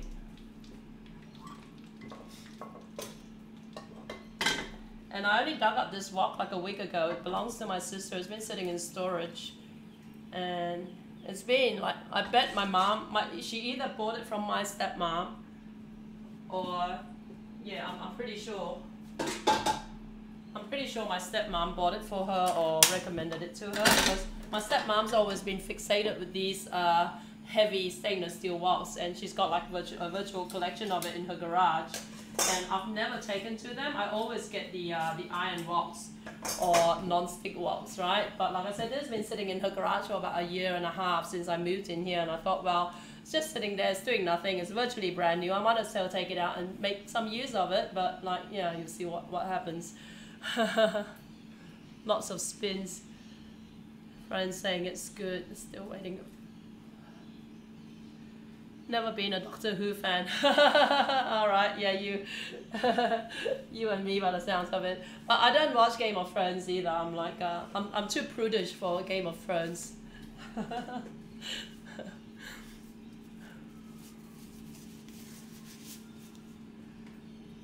this is heating up. Fell asleep on the first episode of the new season of Sherlock. Is that right? Oh, I haven't even seen that. British drama's a bit meh. Cookie, you and me both. And the funny thing, I fell asleep watching the second episode of Sherlock season 1, and it involved like a Chinese, it basically involved like, Chinese gangsters and stuff like that. When you're Chinese culturally and you see like, especially the Brits or Americans for that matter, anyone for that matter, any white people doing Chinese, right? You watch it and think, nah. Like, they basically, part of the plot involved like them watching this Chinese acrobatic performance, and you watch it and you say, no, that's not Chinese. And you see like the acrobats, right? They kind of like have their faces like, well, this particular acrobat, like he has his face like all covered up, like, you know, in a mask. And he's doing these really strange maneuvers. And you look at his build, like he's all full of like, you know, he's all pumped up with steroids. And you think, no Chinese acrobat actually looks like that. You know what? You've seen those Chinese acrobatic performances. Their body shape is completely different, you know. Like you see this guy who could be like in a in a wrestling match or something like that. And you think, oh, that's why they covered his face, because he's not Chinese, you know. Chuck Norris is an exception. That's true. Chuck Norris I respect. That's because he fought with the real things. But no, it's just like, because I lived in England for 2 years, right? Their understanding of Chinese, yeah, the Chinese culture and tradition and all that is very limited. I've never watched Game of Thrones. Oh, cool. Good. You and me both. I don't even know what Game of Thrones is all about, except it has a chair with what looks like swords. I don't even notice that. I just know that there's that Jon Snow everyone raves about, that he died and then he didn't die. Okay, I've run out of gas. That's probably why it took so long. Okay, let me switch this out.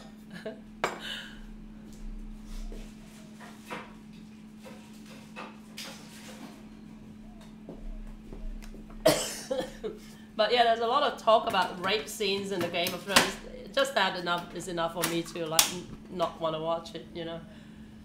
It's just, like I say, I'm very prudish that way.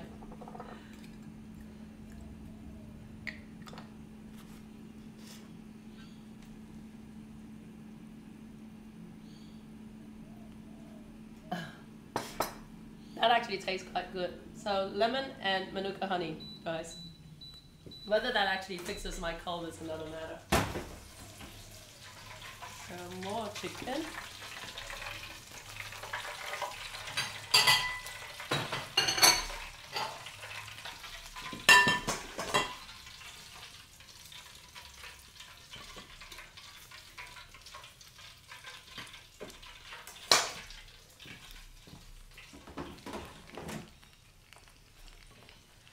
Yeah, so the air fryer did a fabulous job in frying it up, right? So that alone is, I think, because last time I did this, I fried it in a normal like batch of oil, and that just killed the oil, you know. I always tell people, look, you can reuse oil, right? But when it's been cooked through, like, you know, when you've had like really like kind of like intensely flavored stuff in it, you don't really want to be able to use it in much else. I heard about Black Mirror and The Crown, but I haven't had time. Chicken soup, the best. Yeah, I should pull out my chicken. So I always complain about how I've got too much chicken broth. I should probably pull it out and actually do something about it. I have a gas stove. I find it never gets hot enough on a Biocam stove. Possibly be better. You see now this little camping stove? I use it a lot, like, you know. But surprisingly, I don't know if this is one of the models, like you can buy these at like pretty much everywhere nowadays, Bunnings and, you know, camping stores and all that. But they have all these different kinds of models that keep coming out. And then I don't know if there's this one here that I took to do a cooking demonstration at Westfield. And it turned out in between the time I bought it and the time they inspected it, that it had been banned because of safety reasons. So I couldn't do my cooking demo. That's really dumb. But I bought it in good faith, you know, I had no idea. But yeah, so that's just something to keep in mind. It hasn't malfunctioned on me, but yeah. I just know about that chair because I'm in a cake decorating group. See all cakes following popular themes being made. All right. I didn't know you're into cake decorating, Cookie. Oh my goodness. You're even, Cookie is an even more hardcore cook than I am sometimes. She's always going, oh, have you tried making this? Have you tried making that? And you should check out her blog. She's got a few recipes there, some of which I've actually attempted live on air here. But Cookie's blog, if you guys want to check it out, is just icookandibake.blogspot.com.au. Solakira, thanks for following. My hobby is cake decorating. Really? Are those gas canisters cheap to buy? They vary. If you can get them on sale, like a sleeve of 4, you can pay about $5 for it, right? So like about $1.25 each. But if you, yeah, otherwise you could end up paying like maybe closer to $7 or something like that. But essentially $1.25. Yeah, it's okay. $4 here. What each? Nothing is cheap in Australia. Yeah, that's true. That's true. It's because Australia. WBA Sport. Are you in Australia? Is everyone here watching from Australia or? Yeah, nothing is cheap in Australia, unfortunately.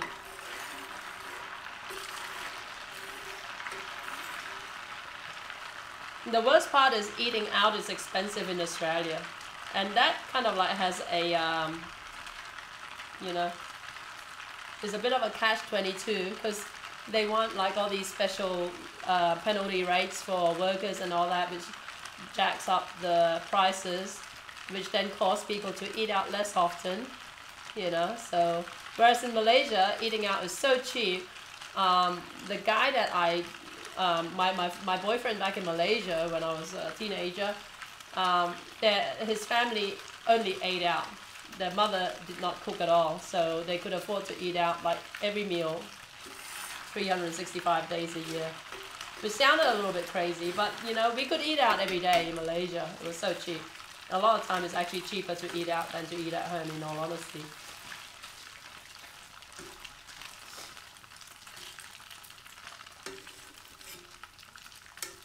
And the funny thing is, in Malaysia, like nowadays they've got their Starbucks and all their Western like eateries. See, this is much better. See, it doesn't stick at all. Alright, so there's one on the scan pan over that stainless steel wok that I used. Alright, so again, you want to fry it till it's almost like the oil is almost kind of like stop bubbling. That's when you know that most of the moisture's come out. But you don't want to get it to the point where it's completely stopped because it's going to keep cooking when you take it out, alright?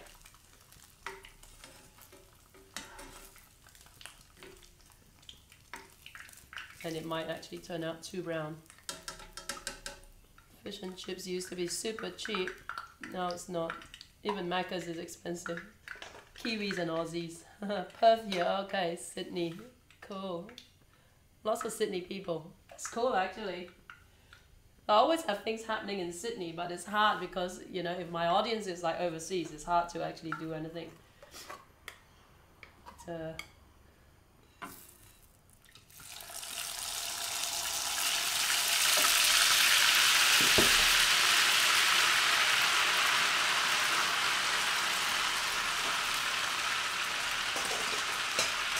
okay, so there you go. They're the crispy bits, right? You can just break it up lightly or just throw it over as is.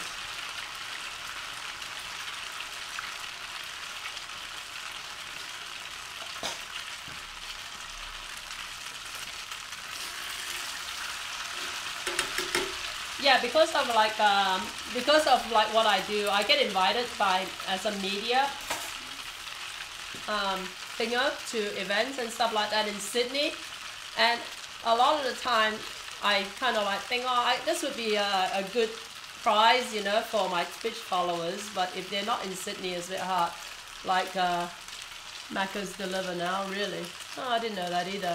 McDonald's deliver to me through Uber Eats. Oh my goodness, Uber Eats, McDonald's. If you can use Uber Eats, why go to McDonald's? Why get McDonald's? Oh, that's crazy. I haven't had Macca's forever.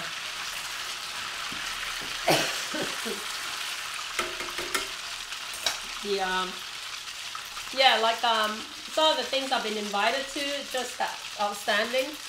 I've got an outstanding invitation to go to a burger joint here in Sydney. They've got a few outlets. But the caveat is they're vegetarian, alright? But if anyone in Sydney wants to join me, you're welcome. I can bring one person along. And another invitation I've got is to watch a movie. It's called a trip to Spain, and apparently they'll serve you some Spanish food beforehand as well. And that's in Paddington, and it's by a couple of British actors who mean nothing to me. I watched the trailer for the show, and all the comments are like, "Oh my god, you know, this is hilarious," and all that. I watched the trailer and I'm thinking, this doesn't, you know, what part of it is funny? I don't find it remotely funny, you know. So I don't know. I'm just so not in touch with like the British, the British movie scene, you know. I guess it's kind of like, I mean, I used to like Faulty Towers and that sort of stuff, right? So those sort of stuff, Monty Python, some of Monty Python I can find funny, but like, I'm that old. That all the new stuff I'm watching, like, I don't get it, you know. Seriously, I watched that movie's trailer. If you Google a trip to Spain, right? Go Google a trip to Spain and let me know if you find it funny, alright? I love Mr. Bean. I watched the Mr. Bean movie, which I thought was hilarious. I didn't really follow his TV series per se. Whoops. Turn it down.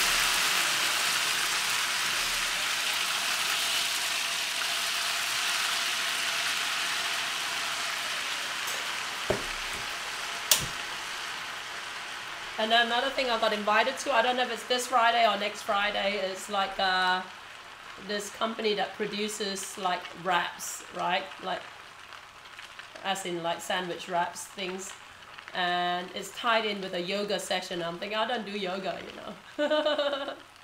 It says, I'll come in your yoga, in your comfortable yoga gear. I say, that's not predicated on, you know, you actually doing yoga. I don't do yoga.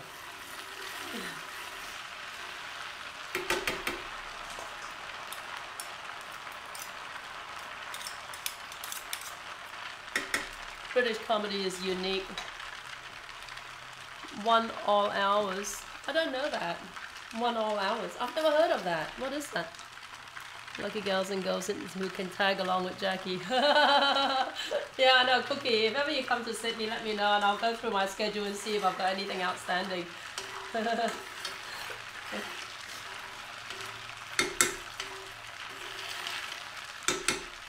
Having said that, I'm not actually, you know, there are certain food bloggers. Don't ever call me a food blogger, by the way. I'm not a food blogger. I do blog about food, but don't call me a food blogger, right? But the whole cottage industry of food blogging is such that the savvy ones know how to get their names in the books with PR agencies, right? So they're the ones who are always invited. Every time if you follow Instagram, you follow foodies on Instagram, you'll see all of them post the same thing at the same time because they've all attended the same launch event and all that, right? I'm not actually part of that ecosystem. I get invited in spite of the fact that I'm not part of the ecosystem. So, yeah.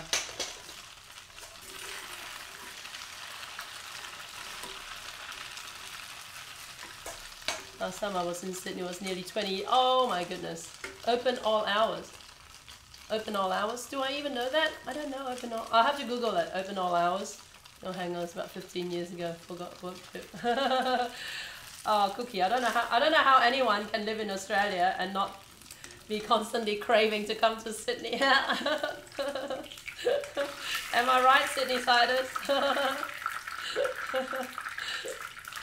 I don't know how people can live in Melbourne, seriously, you know. I mean, no offense, the only time, like Cookie, the only time I come to Jan 325, thanks for following. The only time I come to go to Melbourne is really for work, you know.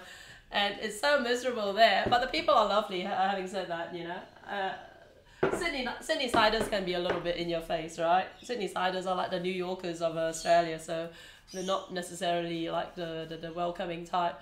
And have you tried Mike's Bar and Grill? No, I haven't. It's an all British comedy. Open all hours. I'm gonna have to Google that. Mike's Bar and Grill. No, I haven't. I don't like, you know, I'm not down with the food scene, like where I know like the latest hottest burger joints and whatever. I went to actually I was googling because I was lazy. Even with all the food that I have, like I sometimes don't feel like eating my own food. And we were talking about burgers, right, on one of my broadcasts last week. So I thought I'll Google, and I found this place. It's called Paul's Famous Hamburgers, and it's about 20 minutes from where I am. So I went and bought some the other day, and it's pretty good. But it's not something I would want to eat every day. That's the only thing, you know. Love the food in Malaysia. It's good, right? Yeah, I know. Mike's Bar and Grill. I'm gonna have to Google it.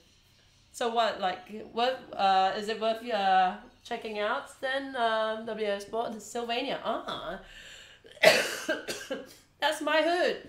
I'm in Kogra. Whereabouts are you?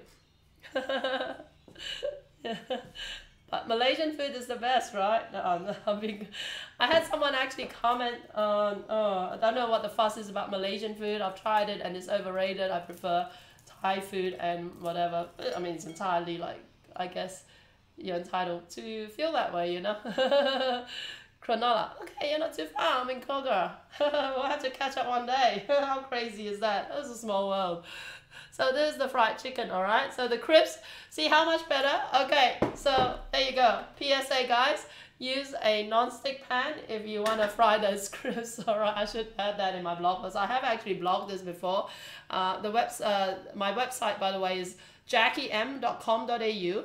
That's where all the recipes end up, right? Or are already there, because a lot of the time when I live stream, I repeat recipes that I've already done before, because it's impossible for me to cook something different every day forever. Okay. So again, there's the fried rice with three different eggs. This egg in the original recipe is meant to be scrambled. I just did it as like a fried egg just for the heck of it.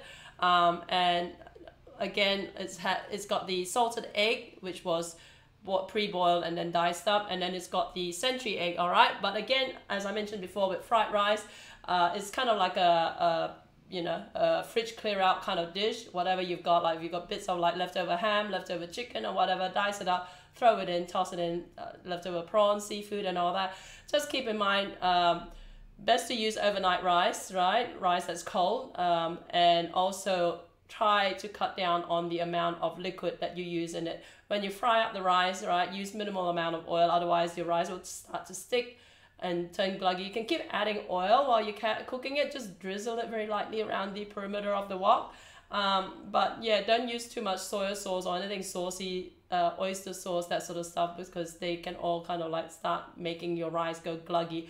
Even tomato sauce. The Indonesians actually like to use kicap manis, which is sweet soy sauce in it. And that's why Indonesian fried rice tends to be more gluggy than most, all right? Again, it's a personal preference thing. There's no hard and fast rule about how fried rice should end up turning out. So I've covered like the difference between Chinese fried rice, which tends to be a lot more subtle, a lot of white pepper and just a hint of flavor, because a lot of the time the Chinese like things subtle. And also at Chinese restaurants, usually fried rice tends to be ordered by white people to eat with their dishes, all right? So it does need to be like fairly flavor neutral for, to not overwhelm the other dishes. Here's the recipe. I was trying to think how long it was since I visited Sydney. It was way back then when the Cronulla riots happened. Love soy sauce in my fried rice. Yeah, just like, a light drizzle.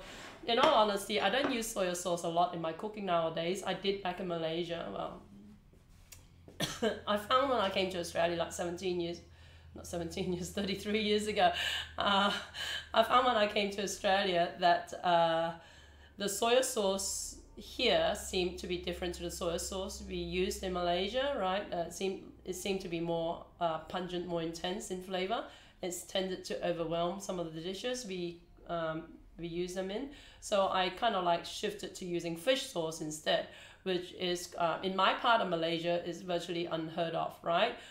In northern Malaysia, I came from the southern part of the peninsula of Malaysia. Northern Malaysia, closer to Penang and that sort of stuff, they do use fish sauce a little bit more, all right? Because they're closer. Penang geographically is closer to Thailand, so there are some crossovers and well, crossover might be a bit strong, but there's some Thai influences in Penang cooking, not so much down where I came from.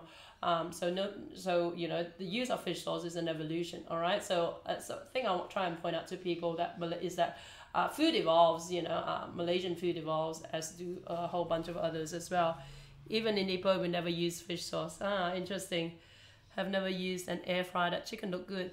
Yeah, I know, right? If you're interested in the appliances I use the air fryer and the thermal cook. You can find out more about them at prestigehomeappliances.com.au. All right, so I think they've got some specials happening at the moment, and in fact in about a week I'm actually doing a live broadcast, not on Twitch but on Facebook, to show some of the functionalities of the thermal cook, right? But the air fryer, I've been really surprised with what you can actually achieve with it, so it's been quite a revelation for me, certainly. In part thanks to Cookie, who's a bit of a...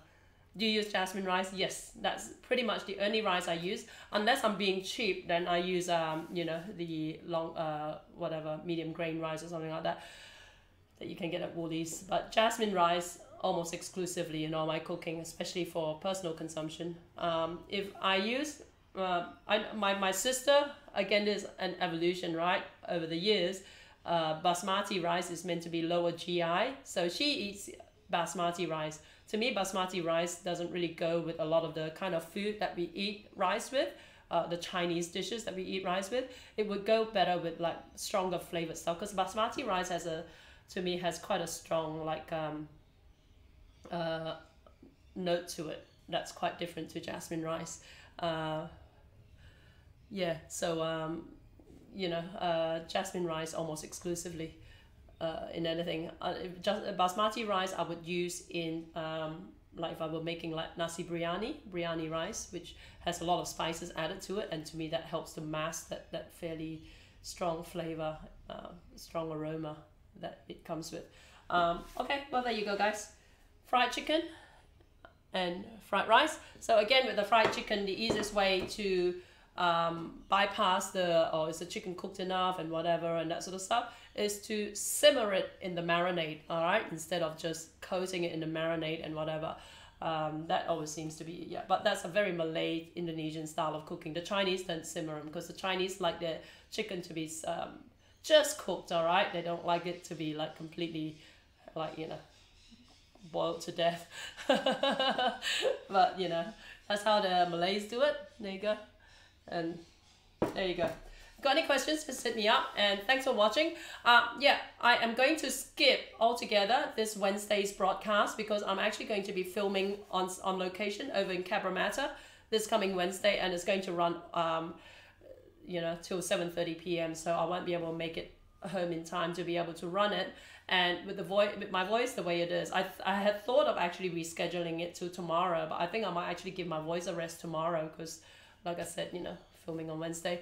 So I will see you again on Friday at 12:30 same time, and in the meantime I'll just be running these vodcast replays and all that, right? So thanks again guys for watching. Don't forget, my campfire will be this Saturday, and that's when we will be announcing more giveaways. So we've hit 1,300. I've got at least one giveaway, and I think this time we're going to give away, assuming it arrives on time, the Rode microphone. All right, so the next 100 will be the speaker, and then after that the microphone again. Thanks so much again guys. I'll catch you again. Ciao.